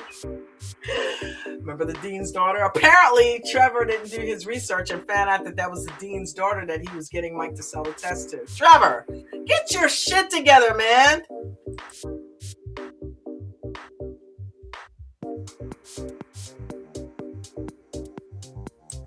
Trevor's like, don't blame me. You needed money, and I came through like with an opportunity, like always. Don't blame me. He's like, besides, you're not the only one who got screwed. He said the guys pulled a gun on him, which they did. In all fairness, they told him, you better not. They took his phone and said, you better not say nothing to him. And they pulled a gun on him. He said, why would they do that? Trevor said, to keep me from warning you. He's like, so you did nothing. He said, not until after it was too late. He said, well, it's too late now. He says, let me make it up to you. He said, if you want to make it up to me, give me the key to my apartment back. Tell him, Mike. He's opening the door. First, you're going to walk out. Trevor's pleading, Mike, come on. He said, you know, I don't want to live in a world where we're not tight. He starts shadow boxing.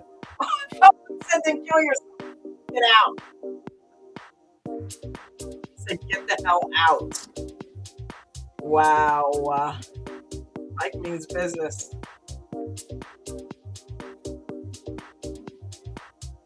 Okay, so he runs to his kitchen, opens the oven, and there are about 3 pizza boxes in there. One of which has the briefcase in it. Let me guess, that's the one with the weed that you never sold, right? Yep. Damn, Trevor, it was in plain sight right there in the pizza box. That was a smart place to put it.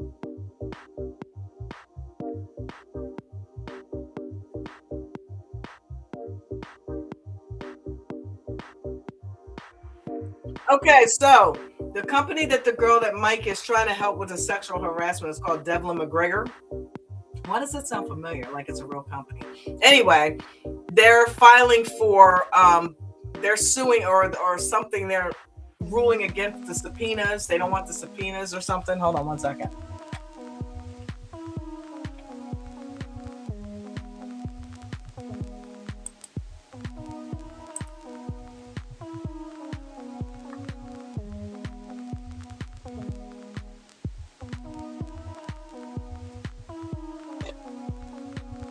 Is this TV in his fireplace?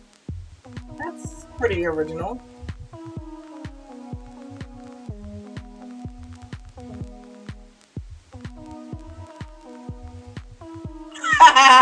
That was funny. So Harvey tells Donna, I need you to, she hands him a piece of paper before he can spit it out. He said, by the way, I never got a chance to. She hands him, before he can spit it out, a cup of coffee. He says, marry me. She said, I handled that too. We've been married for the last 7 years.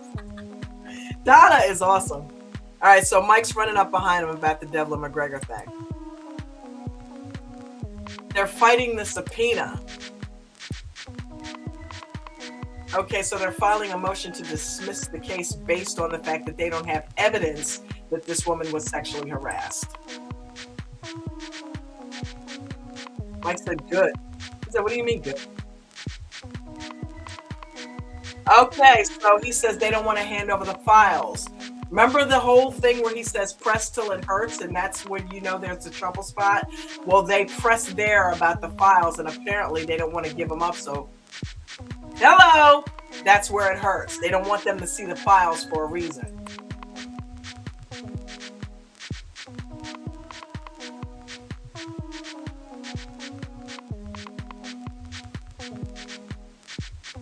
Harvey's like, he's like, really? He's like, oh, I forget, you don't know anything. So the how it works is they make a, you make a move, they make a move. You make a move, they make a move. Until one of them wins.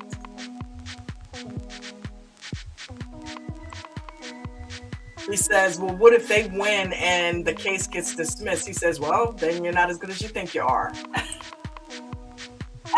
Come on, Harvey, help him out. Oh, Jessica just walked up on Harvey and said, Harvey, just who I was thinking about. How's the pro bono case?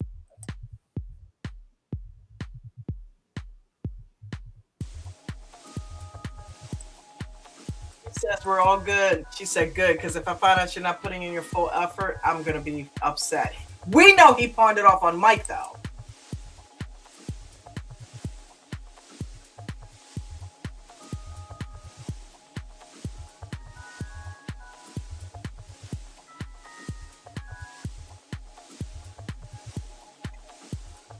By the way, yeah, we're not doing 1 through 3 tonight. This is a long enough stream. We're gonna be done with this episode and we'll do 2 tomorrow. How about that?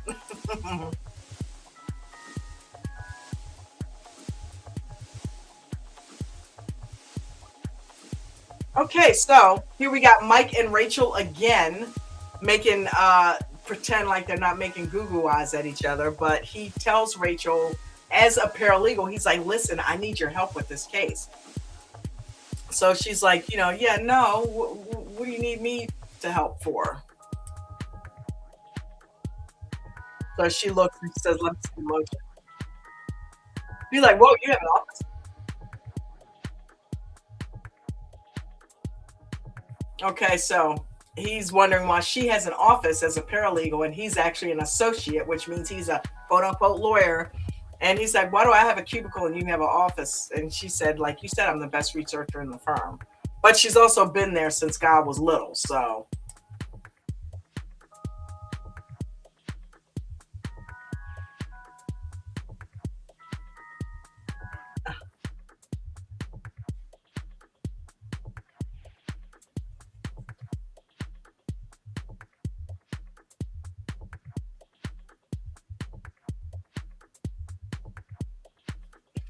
okay, so Mike's explaining to Rachel that he really needs her help. He doesn't want to screw this up. He really cares about this woman. She talked to him about the whole sexual harassment thing, and she doesn't have anybody. So Rachel's figuring that out, and she's like, okay, so that's why you need my help.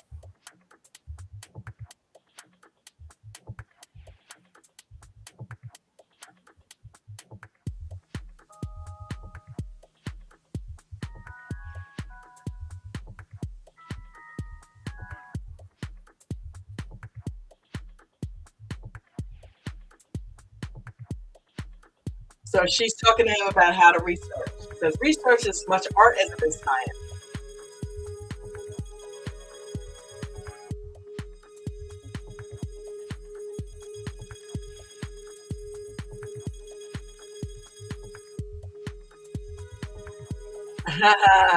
So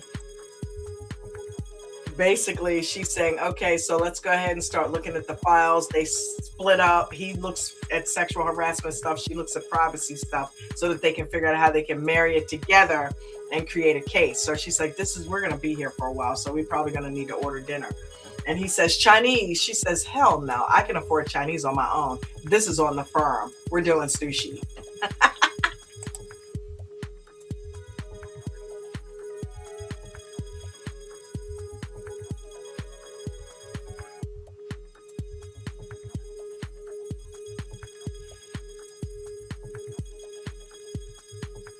All right, Harvey's on a date. This guy's a player.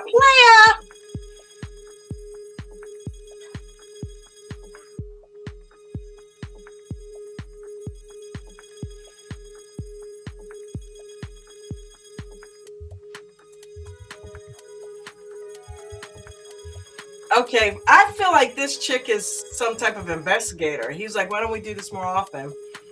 And then he's like, well, why are we doing it now? She's like, because you're paying me. He's handing her some money.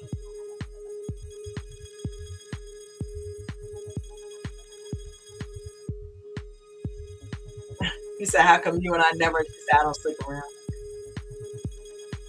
All you ever think about is yourself. Everybody says that about this guy, right?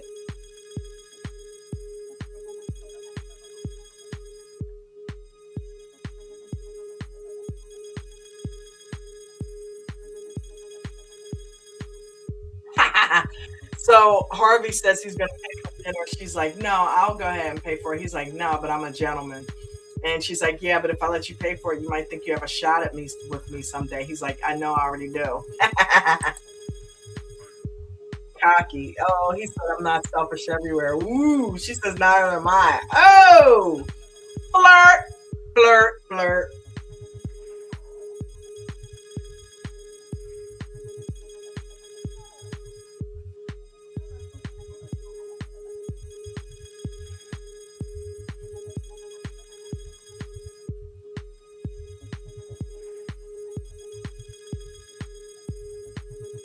Okay, why can't I get to these comments?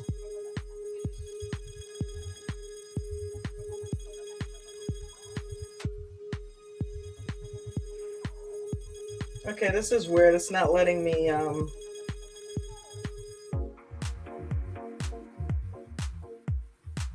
Okay, there we go. I couldn't see the comments. Vegan knowledge reminds me of the old Takeover Tuesday. Yeah, right? It does.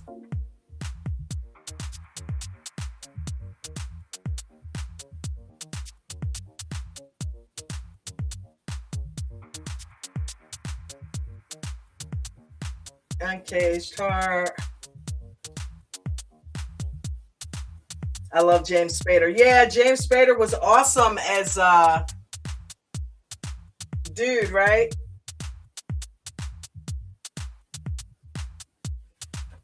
Damn, Jen, why am I drawing a blank? I just watched the opening scene the other day. What the hell? Oh my God, what was his name? That's bad. I can't remember James Spader's name. He was help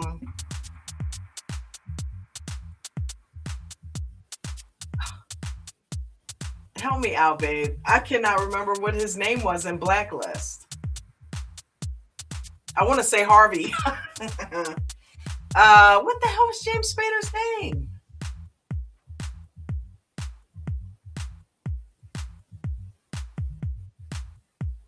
Oh man, this is messing me up.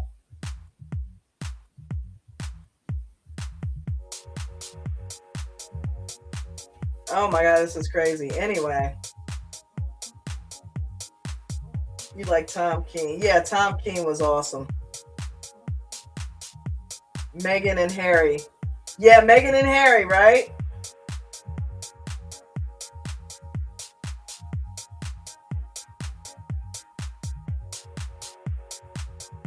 Yeah, Meghan plays Mike's girlfriend.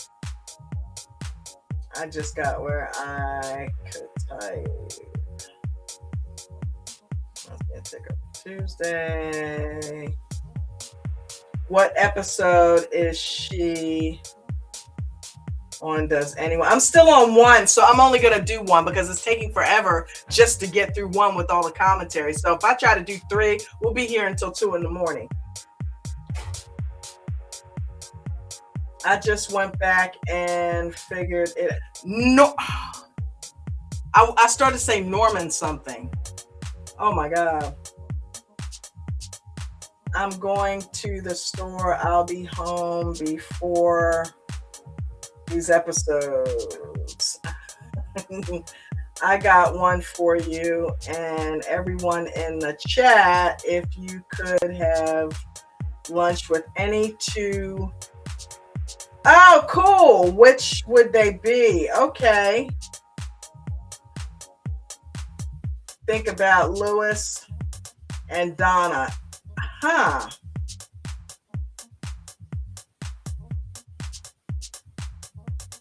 Frank, Fred, Christina, you are crazy.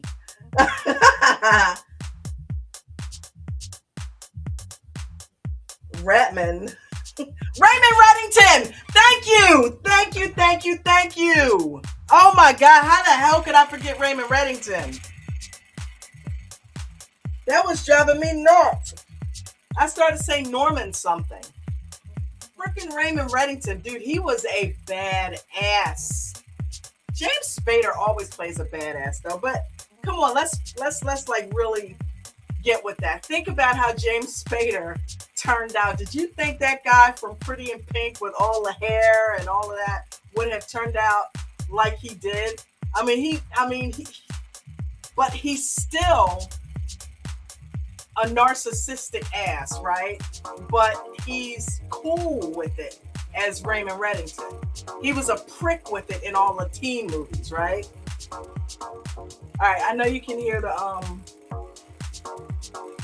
the fan, but I'm hot, so I need to go in just for a minute. All right, so what are we doing? They're having dinner. Rachel and Mike are having dinner, getting to know each other. We know where that's leading. Okay, so she's admitting to him that she's smart, but she can't take a test for shit. That's why she's not a lawyer.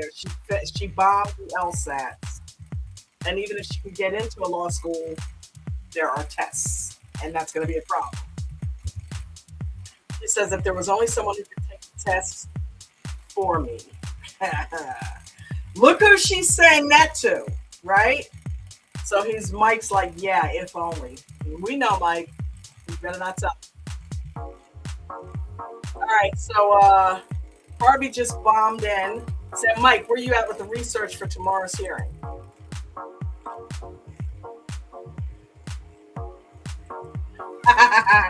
He said, you keep saying you care about the client, but you're sitting here playing footsie instead of finding out what you need to find out about the client. Harvey is crazy. He walked around, I want to lose. Then get your ass in there and do some research with Harvey.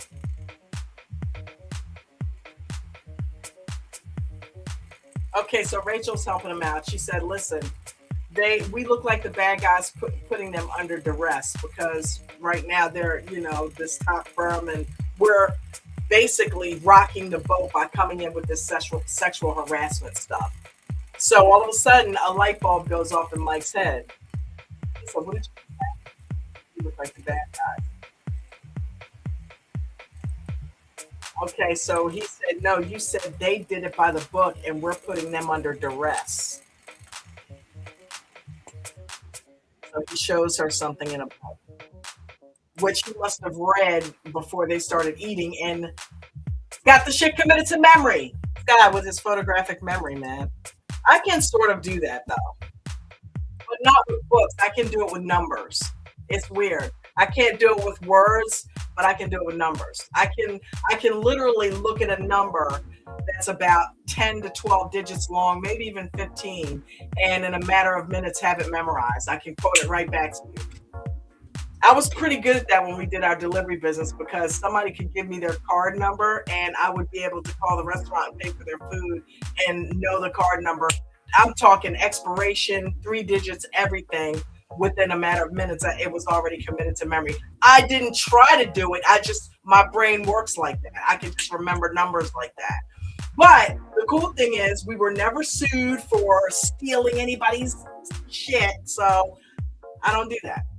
So, but yeah, that's a pretty neat trick to have, I know my driver's license number, I could just rattle that shit off. That actually got me out of a ticket one night. I'm coming home and it was late and I didn't have my license on me. I'm looking, and apparently I must have left it on my dresser at home. And I could not find it. And the officer, I said, well, if it helps, I know my license number. And he kind of looked at me, he's like, what is it? And I give it to him, he writes it down. And he comes back, everything matches up, black, female, license number, all that kind of stuff. And he says, okay. And the cool thing is, I literally lived within a few houses of where he stopped me. Comes to find out I ran a stop sign a little bit. So, but I was home. I was pretty much home. All I had to do was drive maybe another 20 yards and park. And he said, listen, I'm going to give you a break because I'm pretty impressed that you knew your license number, but there's no flags on it. And he saw where he pulled me over and what the address was on my license. So, and you are pretty much home. So make sure you stop at the stop signs, please. I'm like, okay. So yeah, that actually worked out for me one time. Pretty cool. Little fact behind the scenes there.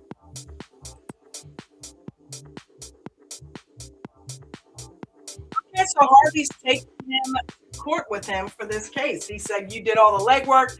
I want you to come see how to handle yourself in court. You get to come see what I do.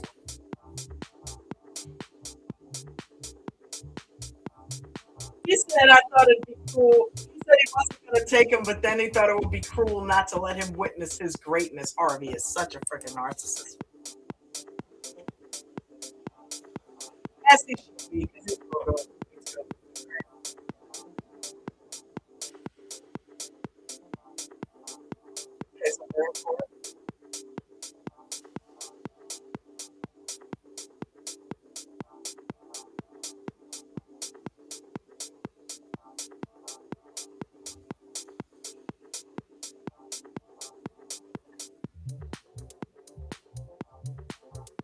So Harvey's making the argument that they don't want to give up the records of the employees, and the client defense is saying that that's because they care about their client's privacy. And Harvey's saying, you don't give a rat's ass about your client's privacy. And he said, sorry, that was wrong. That was a that was bad. That was insult to rats' asses. Harvey.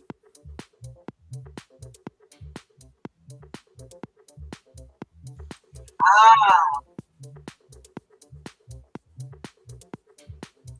so Harvey said needs to be conducted without any duress.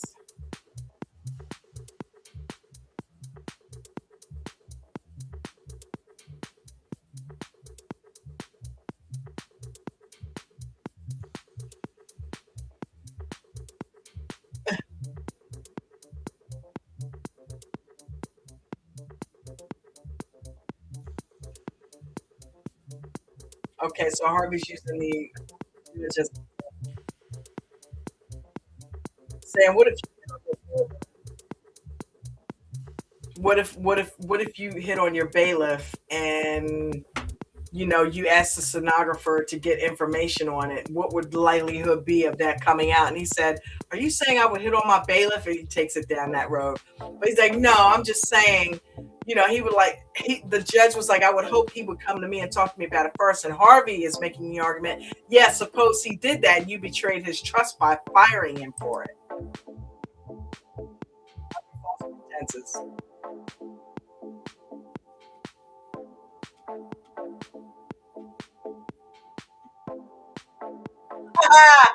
So the judge was like, hand over the files today.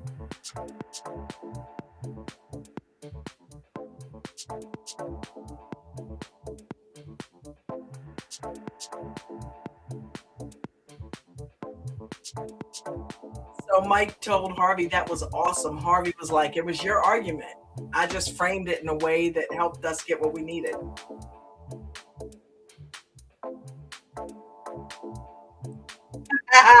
Look, Mike says, I feel like Michael Corleone in that scene where that fat guy teaches him how to shoot that gun. Harvey said, are you saying I'm the fat guy? Because I'm not the fat guy. That's another thing I love about Suits, the movie quotes. I'm always doing movie quotes. You guys know that about me. So I'm like, anytime there's a movie quote in here, I go nuts. And I usually can figure out what movie they're talking about. Like right here, I remember him. Here's Mike saying, what was the guy's name, right? Or was that Harvey? Hold on.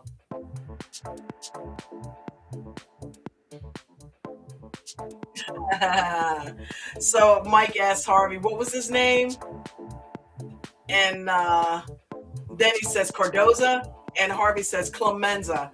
And Mike says, I knew that. I was just testing to see if you know. What is it with dudes and The Godfather?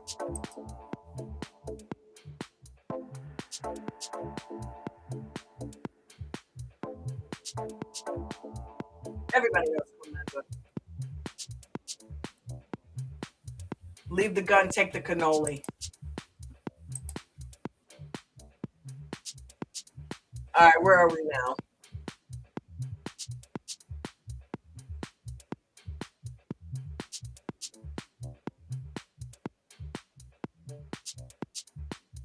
Okay, so Mike's back at the tailor's trying to buy some more suits. And they found out that Harvey Specter sent it. So like, oh, okay, start kissing his ass. He says, do you know your inseam? And Mike says,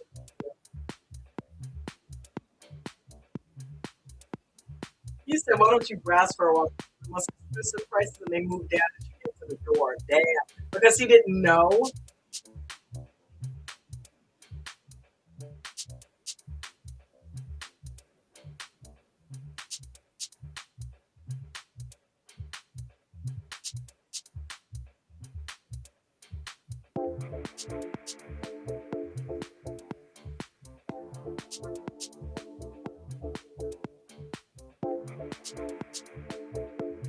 So he's walking through the store, drinking wine.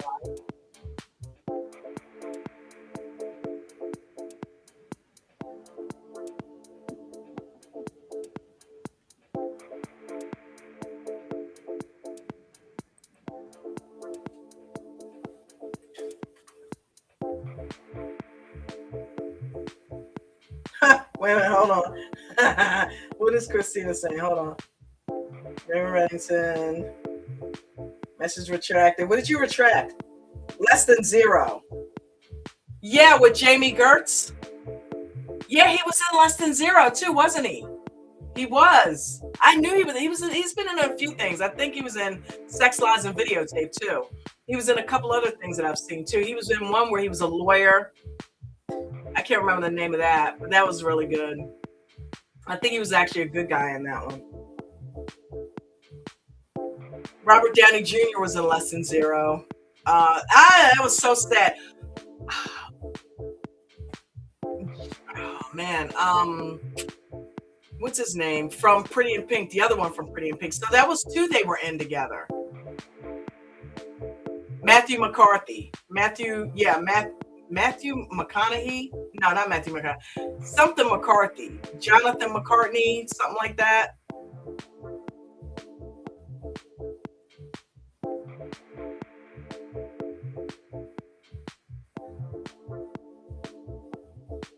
But yeah.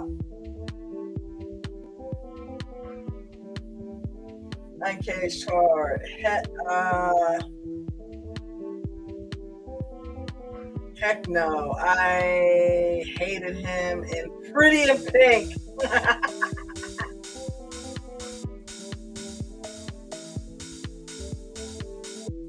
Same with the numbers, huh? Really? Okay. That's dangerous for your ass, though. And I know you're probably giggling as I'm saying that, because that's not you. Yeah, no. Hell no. But you know what?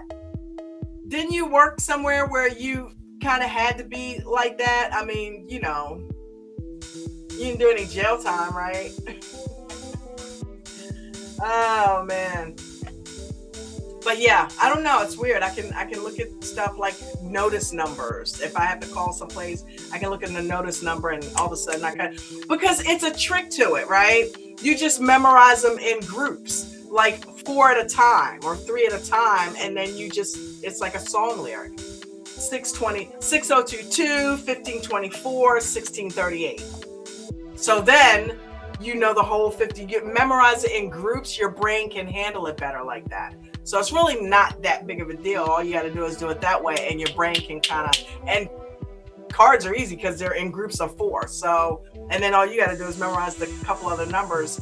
But I did that not even on purpose. It just would happen, right? So, pretty cool. All right. So,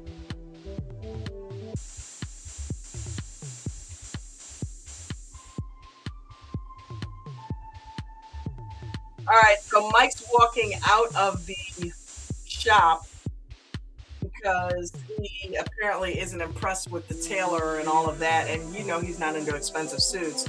So he's walking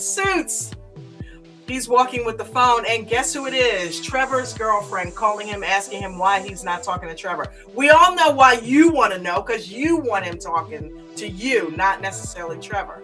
She's trying to steal him. She's trying to, well, not steal him, but she's trying to give herself. That light is bright as shit. Hold on.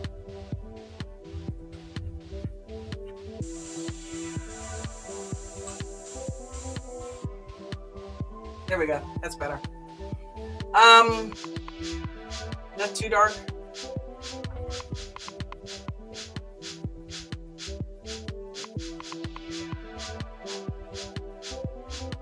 Yeah, that's too dark too. That's too light too. Hold on. Okay, better. So we know that he is definitely interested in this girl, but she's with Trevor, right? But she is hitting on him pretty damn hard. So she's telling him over the phone right now that she misses him. But come to find out, Trevor's sitting right next to her. So Trevor's trying to he's trying to pimp her out. He is trying to use his girlfriend to get Mike to come talk to him. Because he knows there's something between them.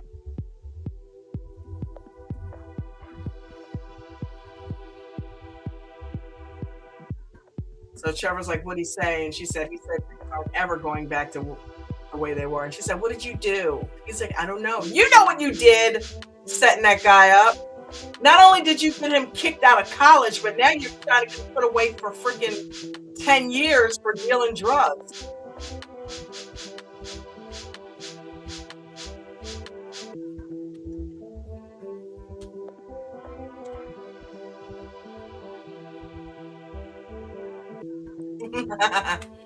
So Mike tells Rachel that the research they did bought them some time to research this case more. They were able to subpoena the records based on the work that they did. And she said, so you're saying you needed my help, or you could have done this without me, basically. And he said, you know what nobody likes? A show off. He threw her own line back at her, and she's laughing at him like he's cute.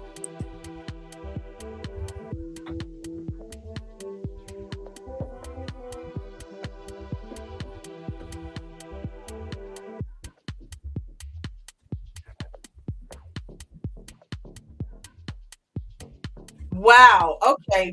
Jesus. So he said the files are in the conference room C. And he said, why wouldn't they bring them to my cubicle? Well, it's because they went to conference room C and it is floor to ceiling boxes of files. So Rachel says to him, they're trying to bury you in paperwork. I've heard that phrase between lawyers before. I'll bury you in paperwork if you try to come after me. So that's what that means. Literally. Harvey says, get it done by the end of the week. I got to go running for a new client.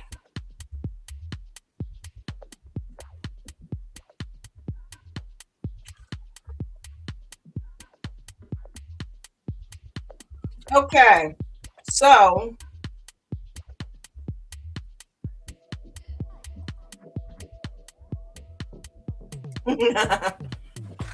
so Rachel's got Harvey working on another case because he's the closer. And he walks up to a guy on the golf course and he says, hey, nice swing. And he opens the envelope that he's got and shows him this picture. And the guy's like, what the hell is this? And it's like, it's you having sex with someone that's not your wife. Burn! He said, you're going to blackmail me? Okay, so he said, you were the one that asked my firm, where are you vulnerable to corporate takeover? And I'm telling you, this is where you're vulnerable. Get him, Harvey. Yeah, because if Harvey could find it, obviously somebody else is going to be able to find that, right? And use it against this guy. So as their attorneys, they're acting for him. They're trying to prepare him for what might come at him. They do that very well in this show, by the way.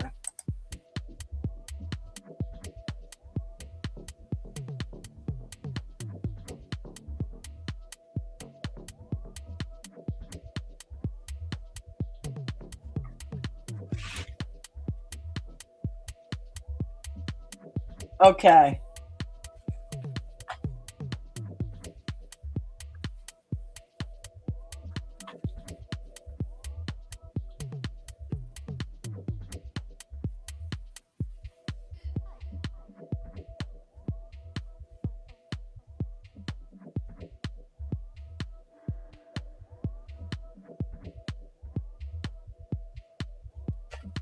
But you know, they do have the wrong guy because Mike loves memorizing stuff. So the paperwork thing doesn't scare him. He likes to read, remember?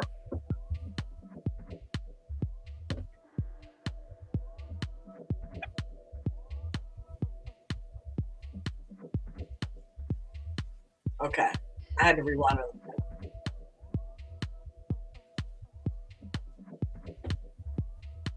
Okay, you asked my firm where you're vulnerable to corporate takeover. That's it right there.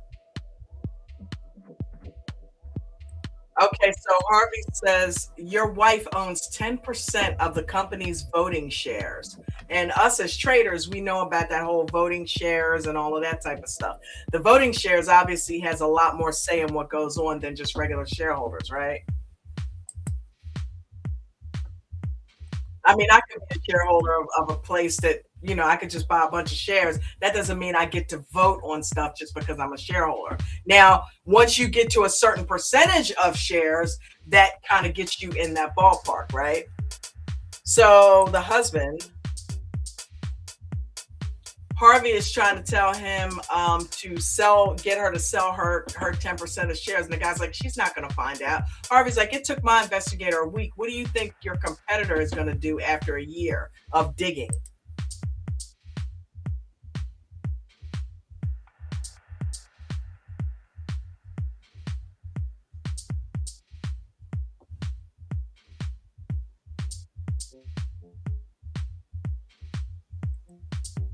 Okay, so Harvey said, why don't you trade her your preferred share, which has no voting rights, for her 10% voting shares? Okay, trade for her common shares, which do. So preferred shares you don't have voting right, common shares you do.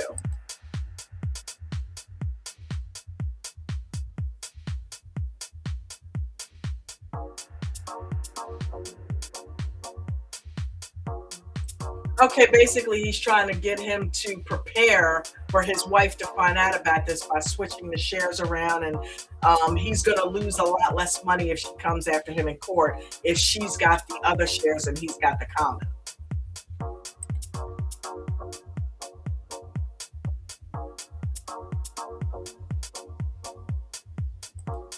Nice. So he says, Jessica said you were going to charm me to get my business. And Harvey said, I'm not interested in charming you to get your business. I'm interested in keeping your business. He said, I'm not interested in getting your business. I'm interested in keeping it.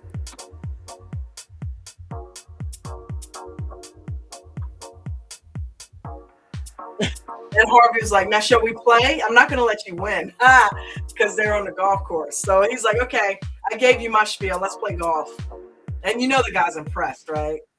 Which what he said made sense. And it protects the guy in the event that she does find out. She's not going to take him for so many millions of dollars because she's got that 10% of the common stock, right? Because he took that from her or traded.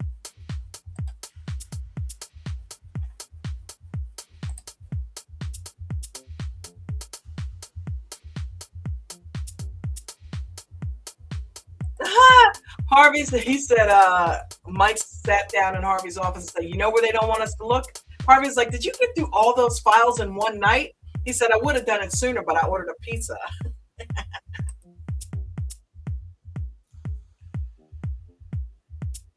should not eat that. Speaking of which, you ever had the cheese in the crust? This is definitely old. That is old as dirt.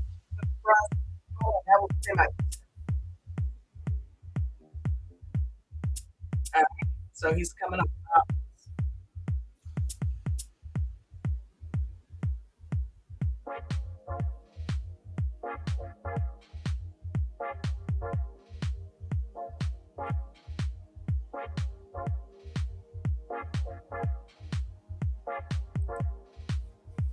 All right, so they found out a way to press. Remember, press till it hurts? He put a plastic razor in front of Mike and said, shave. Well, it might not have been plastic. So he's got to go back. Okay, so they found the missing file, and he's asking this woman, has he ever heard of this other woman whose file was missing?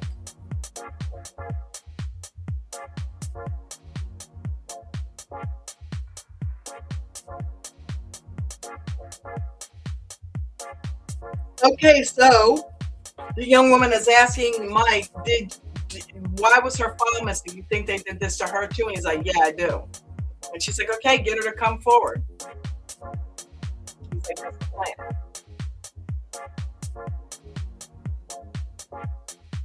He's like, before you go, can I get you to sign this letter of engagement? Which he told Harvey he had her sign and he never did. He's brand new though. We got to cut the guy some slack, right?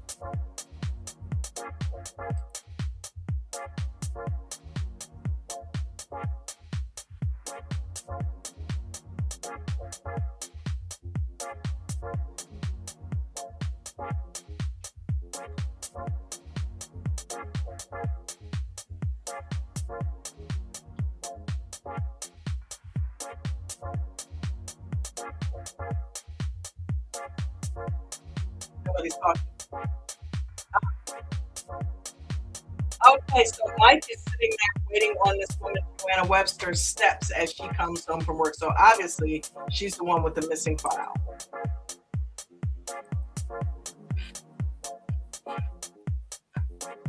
That is some nice house music.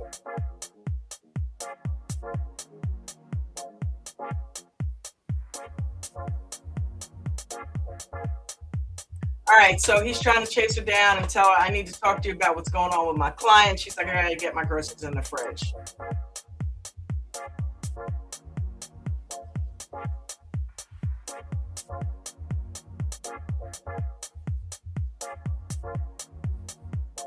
All right, so he's like, I just need you to, corroborate your story with what's going on with her. She says, what happened to me happened 6 years ago. I don't want to reopen that wound.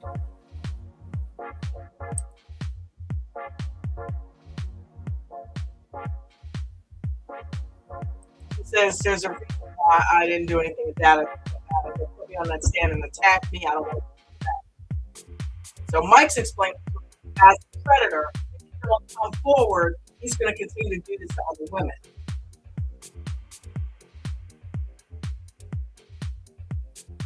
So he's trying to just get her to give them a deposition so they can kind of prepare her for case for court.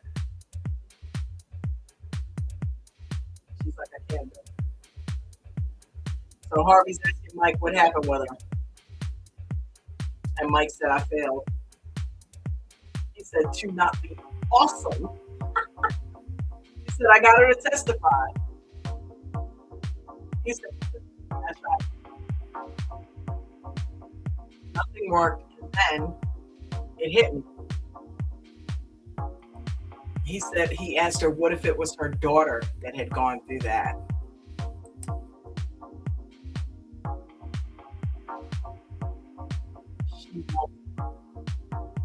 He's like, you know how I came up with that little joke?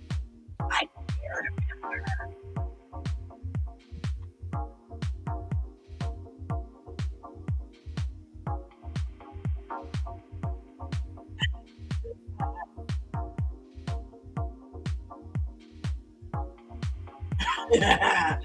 That was a cool moment between them. So he's like, I cared about her. He's like, boom. And Harvey moves out of the way. And he's like, and puts it back in the holster. And Harvey's smiling at him. He's like, okay, put that thing away. Don't pull it out in court or something. Oh, man, that was pretty cool.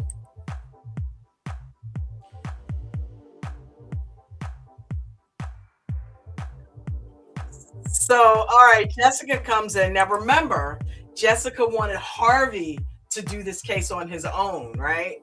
And Jessica comes in and she's like, so Harvey, how's the pro bono case going? Harvey says, great. I just convinced a witness to testify. Did you now? What's her name?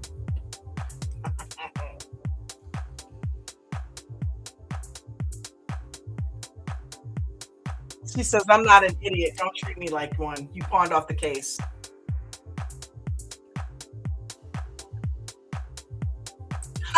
She said, need I remind you that when I first met you, you were a screw up. So he was in the mailroom, apparently. She's saying you were in the mail. I pulled you out of the mailroom and gave you a shot at the ranks. Paid for him to go to Harvard. Why didn't he do this with Mike? He knew his story, right? Oh, but that's right. I can't say it.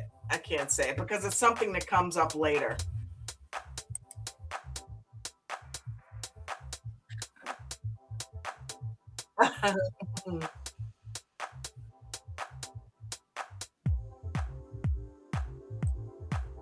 So basically, Harvey's like, stop giving me shit about this little pro bono case. I closed that guy on the golf course.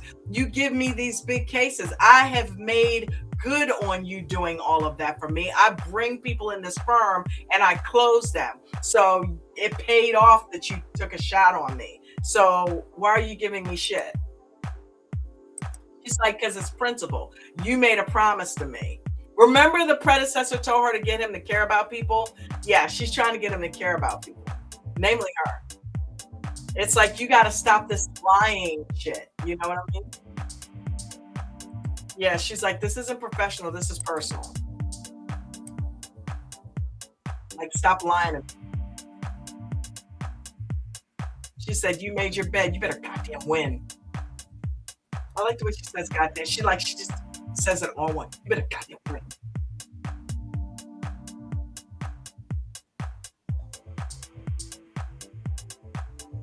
Okay, Mike comes home to find his place completely ransacked. The first place he runs to is the oven and checks the pizza boxes, and yes, the briefcase with the weed is still there. So, Trevor didn't find it.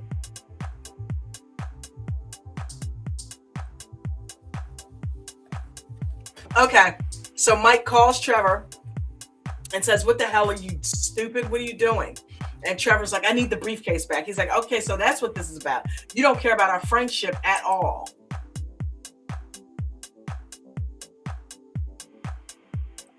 So Trevor's like, you're my oldest friend and you know it, but you don't seem to care about that before. And yeah, I need the briefcase back.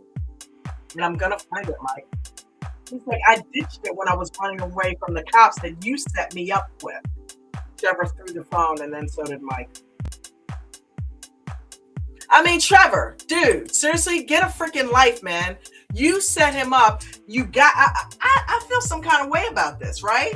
I'm like taking it personally for Mike. Okay, Trevor gets him expelled from school, but you know what? No, because you guys know me. You know how I am. You have to accept responsibility for the things that happen to you in your life, right?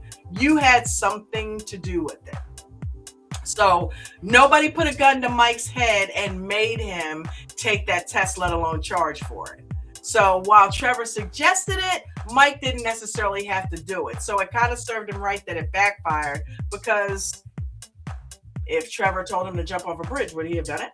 So, and then this guy who made this happen to you now asks you to do something else massively illegal, and you do it again. You follow him into the abyss again, only to almost literally escape getting caught by the skin of your teeth, right? Because this time he would have done some hardcore time, right? Before, you got a slap on the hand and they kicked your ass out of college. But now, which obviously, you know, and I might as well say it because it comes to bearing. We find out later on in the season that Mike had an acceptance letter to Harvard. So now, not only has Trevor killed his shot in the college that he was in, but he also got him blacklisted from Harvard. So no wonder Mike started smoking weed and just chilling and not really, you know, giving a shit about anything, because his life was over as far as he was concerned. But he also did these things, right? So Trevor was responsible for that. He now, because, and here's the thing, Mike did those things because he was trying to take care of his grandmother. I get it. But come on, dude, you couldn't find something legal to do? You're freaking smart like Einstein. That's what Harvey said earlier in the episode. You're as smart as Einstein, but you're as dumb as a bag of bricks because you did something stupid, right? So you may be book smart, but common sense, dude, you're kind of lacking in that department, right? So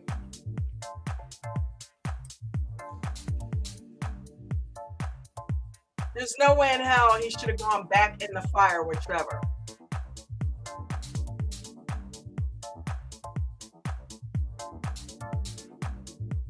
All right, so this is the next day, and Mike decides he's going to take the weed bag, the weed briefcase, to work with him. Because if Trevor's going to be ransacking his apartment every other day, okay, then he's going to take it with him. He's going to keep it with him. So now he's walking into the office, and guess who shows up? Lewis. He's like, Mike, can I speak to you for a second? And he's like, you need to be taking a drug test right now. Follow me. Mike's like, okay, well, let me go put my briefcase down. Harvey's like, now. I mean, not Harvey, Lewis. So he's following Lewis with the briefcase full of weed to take a drug test. How freaking crazy is this?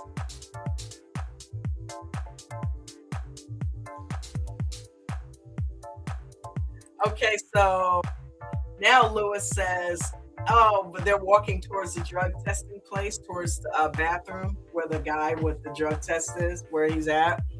And Lewis is like, funny thing, I asked my cousin who is going to Harvard or who was your year at Harvard, you guys would have been around each other if he knew you, and he didn't.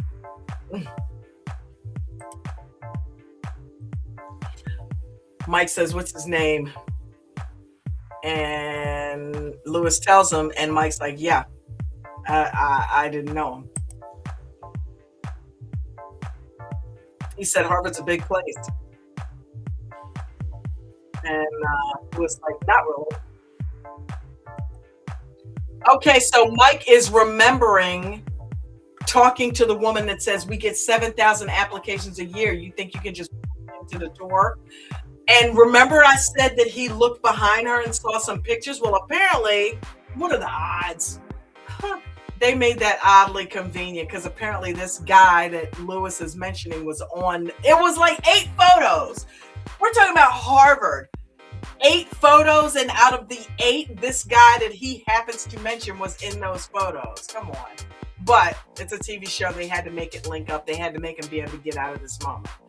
So now he's talking like he recognizes the guy because all of a sudden he's remembering looking behind her and seeing this guy picture that Lewis is talking about. He's like, "Oh, Mitchell with the slick back hair. He was 7th in the class, sure," which it had on the picture. And he said, "Yeah, sure, I remember him." Oddly convenient, right? That he happened to mention a guy that was on the photographs that Mike happened to notice. Good job, Mike. Lewis is looking at him like, "Okay, all right, you got me this time, but go ahead and take the drug test." Lewis was a lot skinnier that first season. He picked up some weight as the seasons went on.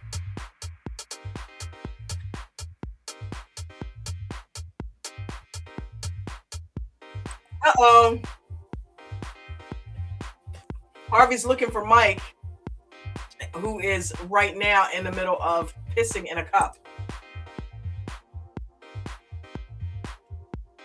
Okay, so the drug testing people are telling Mike to leave the cup on the counter. Mike grabs a briefcase. Oh. So Mike was going to take the briefcase in the urinal with him or in the stall with him. And the guy was like, "If you take it in there, I'm going to have to check you for another batch of pee." So he leaves it. I know he was probably nervous as shit. He probably didn't have a problem pissing because he was probably scared as hell. And people tend to pee on themselves when they're scared. I pissed in my pants? Yeah. Of course Mike didn't have a problem pissing because he was probably scared as shit. They're drug testing him. He knows he smoked weed recently, and he's got a damn briefcase full of weed sitting there at the drug testing place. Yeah, I'm sure he didn't have a problem pissing. It was probably sitting right there at the end at the tip, right? Ready to spat out. Okay, now I'm getting disgusted. And Lewis is standing there in the bathroom. Lewis is going to be such a good dude.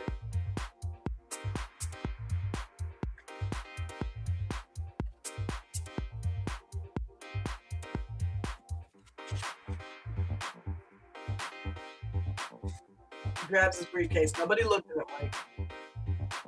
Although, but then again, they're in vacuum sealed bags. I'm like, how did nobody smell the weed through the briefcase? But they're in vacuum sealed bags.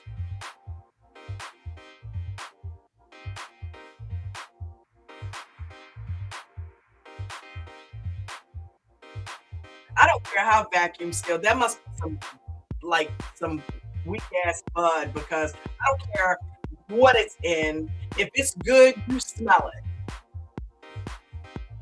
through freaking plastic and leather. Yeah, you're smelling that weed. If it's worth anything.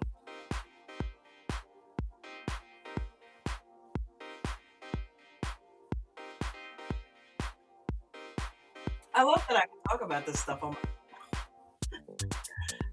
I know I'm probably gonna get in trouble, but I don't have a Bruno here to tell me.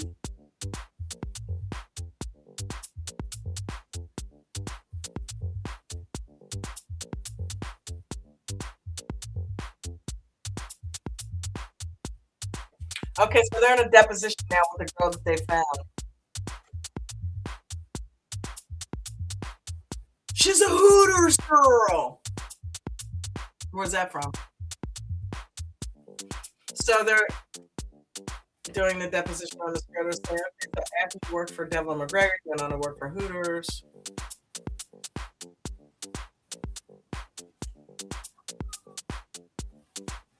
She's like, they're asking her, would you say you're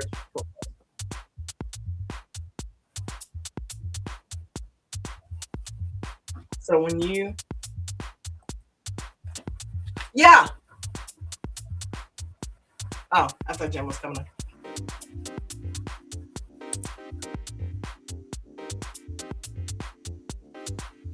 Oh, burn. So apparently in 93, she was arrested for stealing $1,000 worth of jewelry from a mall.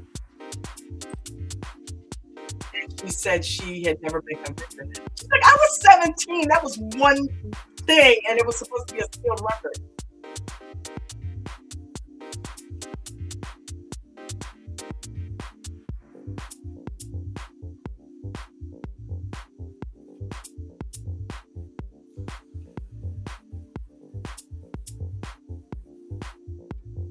Okay, so the guy that's deposition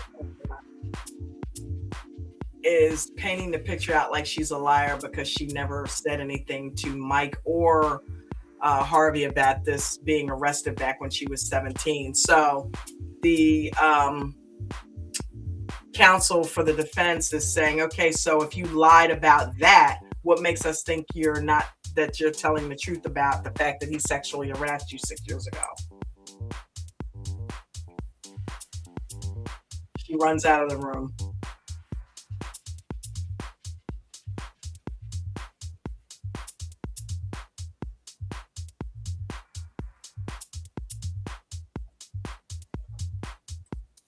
Okay, so Harvey asks Mike, how the hell did you miss that arrest?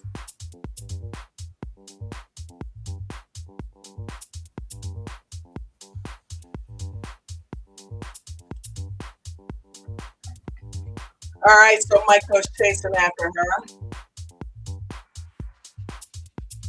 He's saying this is why I didn't want to testify. They twisted my words around from something from 100 years ago.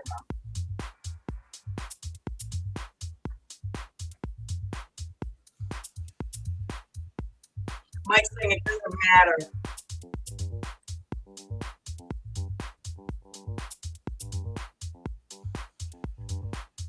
Okay, so basically, Mike's saying, you didn't tell me, I need you to testify. She's like, no, I told you this would happen. He says, you didn't tell me that you had gotten arrested before. She said, don't contact me again.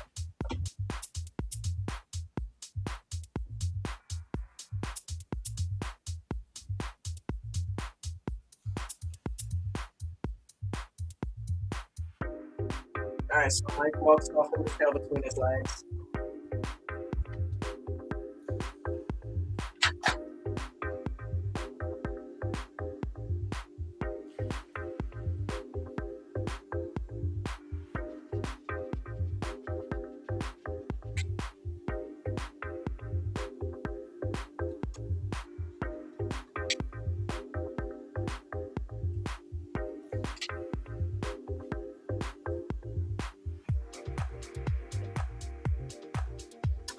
So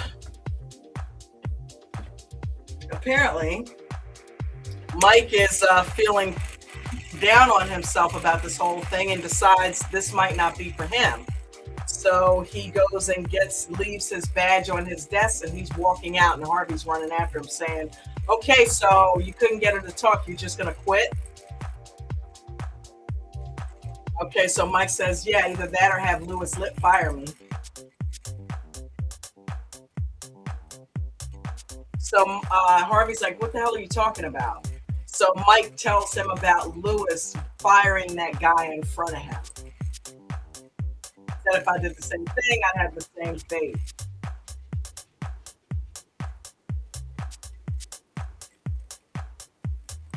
All right, so he says, so you go back to the witness's house and get her to testify again. And Mike's like, yeah, that's not happening. And Harvey's like, well, just try to do it anyway. And he's like, why don't you go do it? You're Mr. Big Shot lawyer. Why don't you go get her to testify? Harvey's like, because you're the one that screwed it up.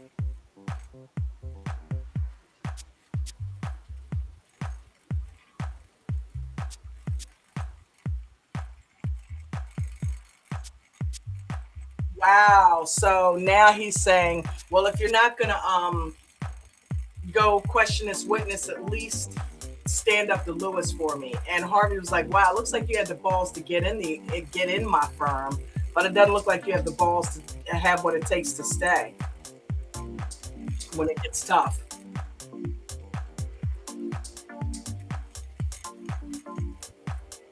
Oh, Harvey knew. He said, you've had one foot out the door since you got here. And Mike's like, what are you talking about? Harvey's like, I'm talking about that briefcase that you got right there that's full of weed that you had in your desk. He says, I know that's your backup plan in case this doesn't work out. Damn. He said, you make some quick cash and go right back to the life that you told me you wanted to leave. If you want to quit, go ahead. But this is because of Lewis, and it's not because of me. It's because you're afraid that you might have to admit you're not as smart as you think you are. Damn.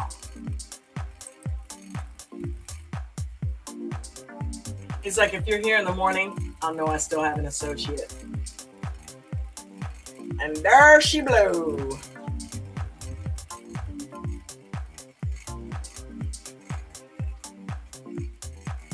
And of course, the cool music starts playing. They got Mike riding his bike through the city. And that's cool. I used to, when I was a supervisor in corporate America, this was my team mascot. It's so old now. It used to have sound effects. The horn would blow, and the I could click these, and the little thing blinkers would flash, and I could honk the horn. And right down here, I could turn this, and it would chirp like an alarm. And then the thing would start rattling and moving, and it would sound like an engine. Well, anytime my team's sales numbers was beating another team in the center, I would pick up the phone, put on the intercom, and chirp, chirp. Everybody in the center, all the other teams tried so hard to steal this wheel from me because they would be humiliated when Fast and Furious, which was the name of my team, would like kick their ass in sales numbers. So this is over 20 years old, and I still have it. It's very near and dear to my heart. So just a little thing about me. Shout out to Fast and Furious forever.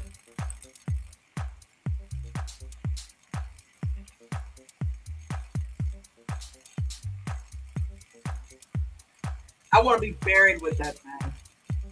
Actually, I don't want to be buried. I want to be sprinkled out on the ocean, but that's neither here nor there. Let's talk about life, not death, right? And Mike's about to do life in jail if they find all that weed on him.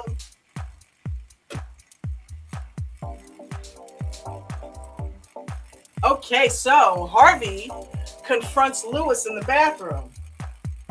Tells him, I get that you're upset that I got senior partner quicker than you did, but if you ever threaten to fire one of my associates again, I will kick your ass. Woo!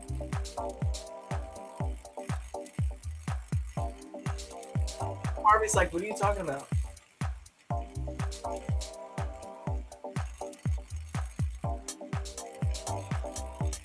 Okay.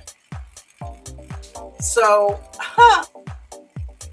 wow. So Lewis admits that the firing was a fake.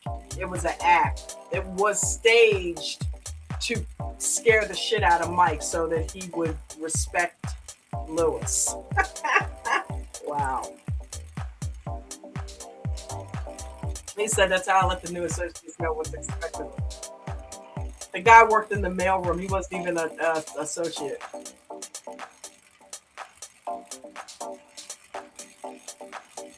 Harvey doesn't even respond to it. He just like and just walks away. Like he's pathetic. All right, where are we? Oh, okay. Mike is in his grandmother's room in the nursing home that she's in.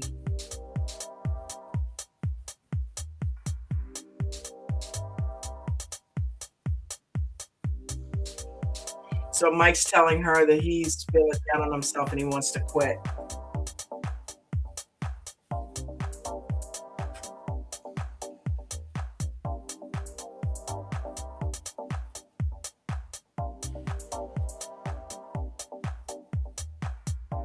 So grandma's explaining to him that when your parents died, I lost my son, I lost my brother-in-law, and I was scared alone and I was too old to raise you, but I had no choice.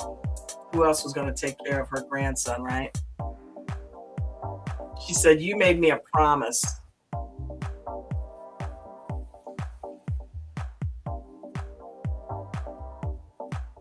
She said, you're in the door, Mike. Promise me right now the only way you'll leave is if they push you out. And he shook his head, yeah.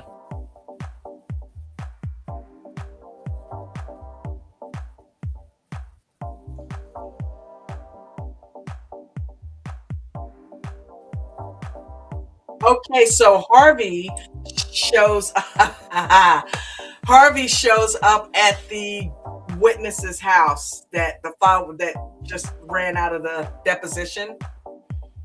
And she's like, you can save your breath. There's no way I'm showing up at that hearing tomorrow. And Mike said, I know what you did. It's like, what are you talking about? He said, you never worked for Devlin McGregor. You were never harassed.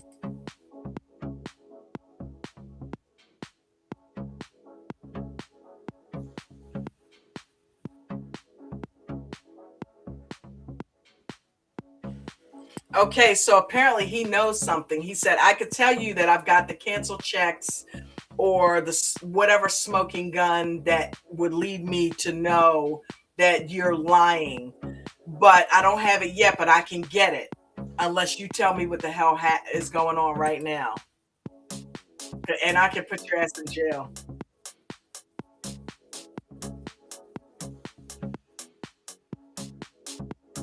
Oh, she said, all I had to do was waste your time until tomorrow.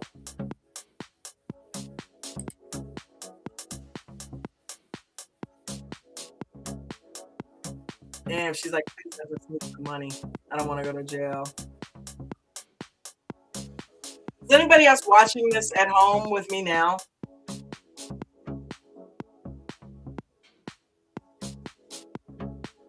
All right, Mike shows up at Trevor's with a briefcase. He says, I'm not giving this to you because I need it.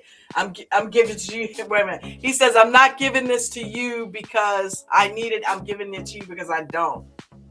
He says, I'm not giving this to you because you need it. Because remember, he doesn't want to be his friend right now. I'm not giving this to you because you need it. I'm giving you to you because I don't need it. He said, I don't know if I'm ready to forgive you or not. Not yet, but this is to let you know we're even.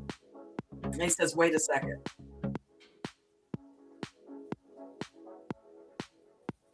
And his girlfriend's looking at him like, what the hell's going on? And he's like, I don't know.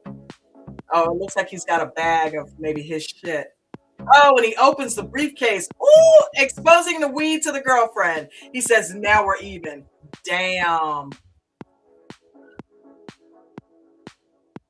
3 big ass bags of weed. Trevor's like, fuck.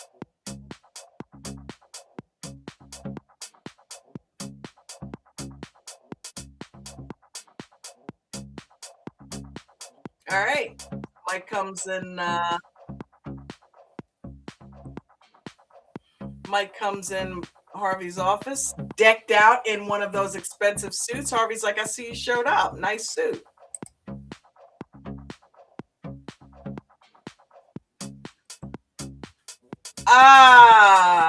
Okay. That's where he got him. Remember Trevor with the $2,000 suits? Mike went in Trevor's closet and took 6 of his suits in exchange for giving him that. I thought he went and got some of his own stuff, but seeing as how I guess they're the same size, it makes sense. He went and grabbed some of Trevor's suits, is what he did, and gave Trevor the briefcase back. If you think about it, 25K, yeah, $2,000 a suit, yeah, wow.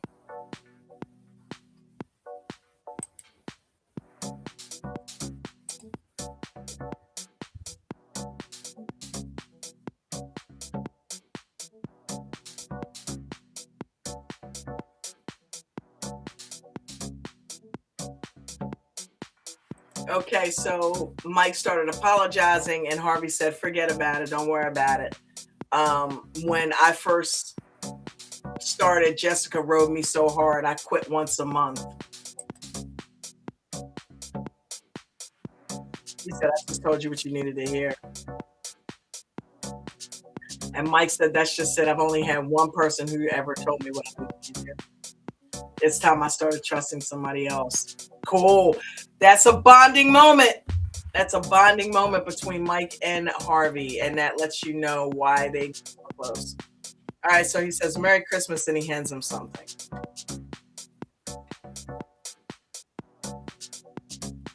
He says, "Is this for real?" And he says, "You know what to do." Mike said, "Press until it hurts."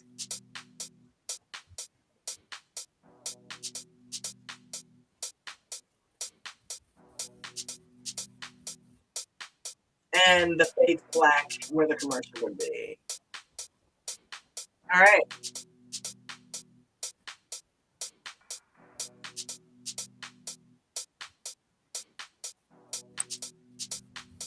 Wow. Okay. So they're pulling out all the stuff that was used to get this girl to falsely testify.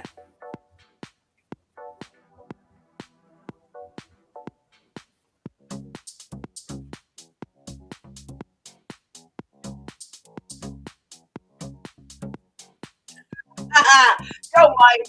Mike said, "Listen, we got you." Basically, he's saying that um, tampering with a witness is way, way beyond what you're allowed to be, obviously doing here. And he says, if you go to prison, you'll definitely find out what sexual harassment is in a worse way than you did here.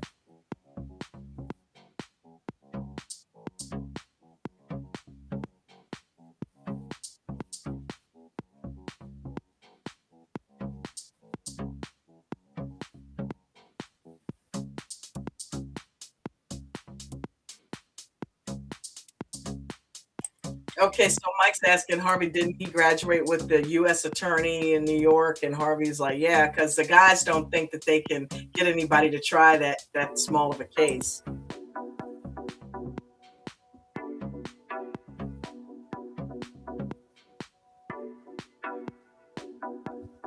Harvey's showing him that he has pictures that he took with the guy.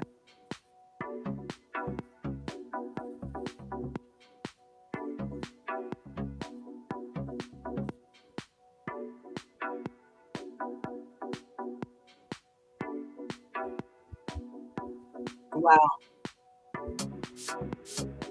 So the guy's like, all right, I'm convinced. What do you want? And Mike's like, wow, he's getting her reinstated with back pay and a raise. Go, Mike. Mike's winning his first case. He's knocking out of the park.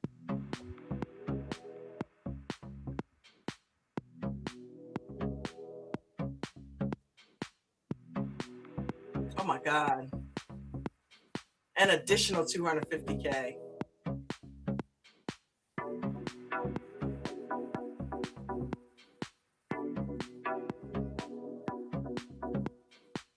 Woo!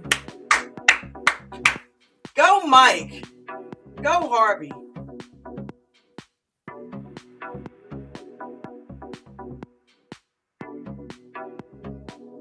Wow, Mike goes back and hugs the witness. She said, "Thank you for everything." He cares, Harvey. He cares.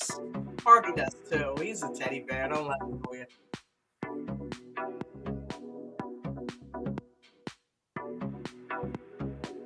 Okay, so Mike asks him, why did he go to Joanna's house? And Harvey said, because I figured it out. He said, and Mike said, I think you did it because you care. And Harvey said, I did it because it's my job.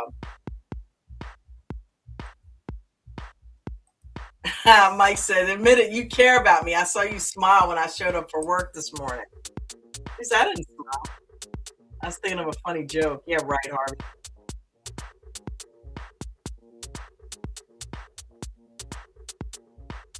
So he's giving him another case, and he says, oh, does this mean we're officially a team now? He said, I wouldn't start moving your things in my office.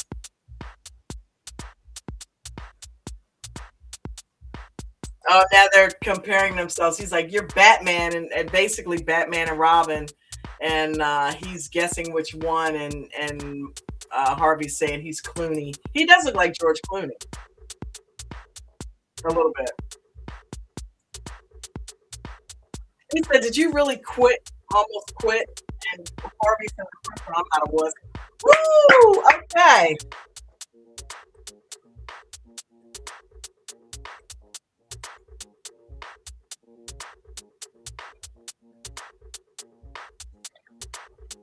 All right, they're not letting me pause it. So, okay. That was pretty freaking cool. That is a good series. I love it. I can't wait to watch episode 2 to see how these guys go. And did anybody who is anybody still here? First of all, you still going to do the membership? Join so I can come talk to you. The live hearing your reaction.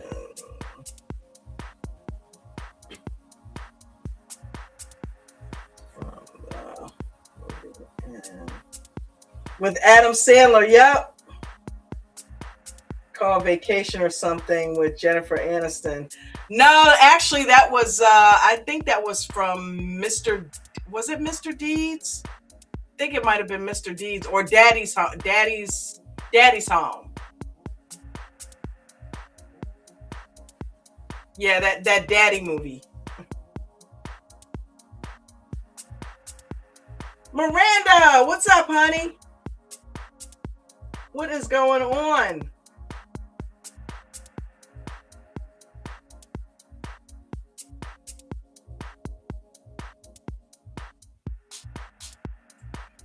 Yep, we just watched the first episode of Bingers.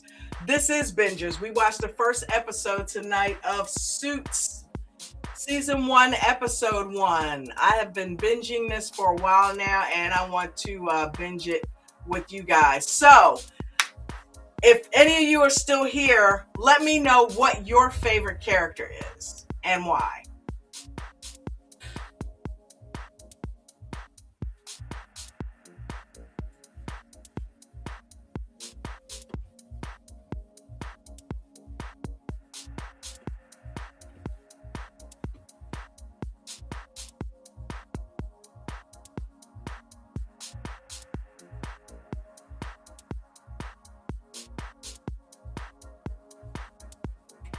I told you mine is Harvey's. Harvey's like my favorite character. There's no way. Dude is just like amazingly awesome. Mike is cool. Mike is second. Even though he's kind of like the main character, he's second. Harvey is the coolest guy on the show. He just kicks ass. Donna. I like Donna. Donna would probably be third. After Mike.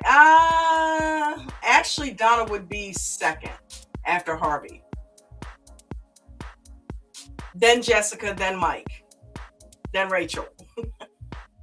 Then Lewis. Lewis is last. I like Lewis, but Lewis has got some stuff going on with him, man.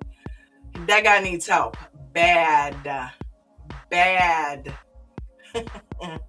But in any event, I love having some of the ADT crew with me as this grows and we watch more shows. Yeah, that rhymed. This is going to be really fun. Like I said, we're going to do a Bingers meter. We're going to do a wheel where we pick which shows that we're going to watch next. Yeah, it's going to be real fun. So thank you guys for joining me tonight. This was our first binge. But I'm not doing all binges. This is basically what I did tonight, just to kind of jumpstart and getting this started. Is what I didn't know what to do for tonight, so I just went on ahead and watched the episode with you guys here present with me. I live watched it.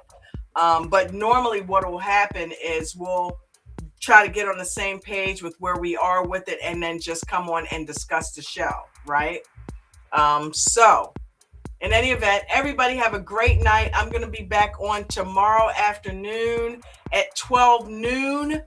Back with some more Suits, back with some more discussions. We can talk about other stuff you want to see. I'm going to look up Bridgerton and see what that's all about. But yeah, you guys have a fantastic night. Thanks for joining me. Once again, my Cash App is right here if you want to donate. And I appreciate you guys. I love you guys. And I'm going to go ahead and end it right here. Cash App's also in the description of the video as well. If it's not, it'll be there by the time this is over with. So thank you guys for joining me. I love your face, and I will see you mañana.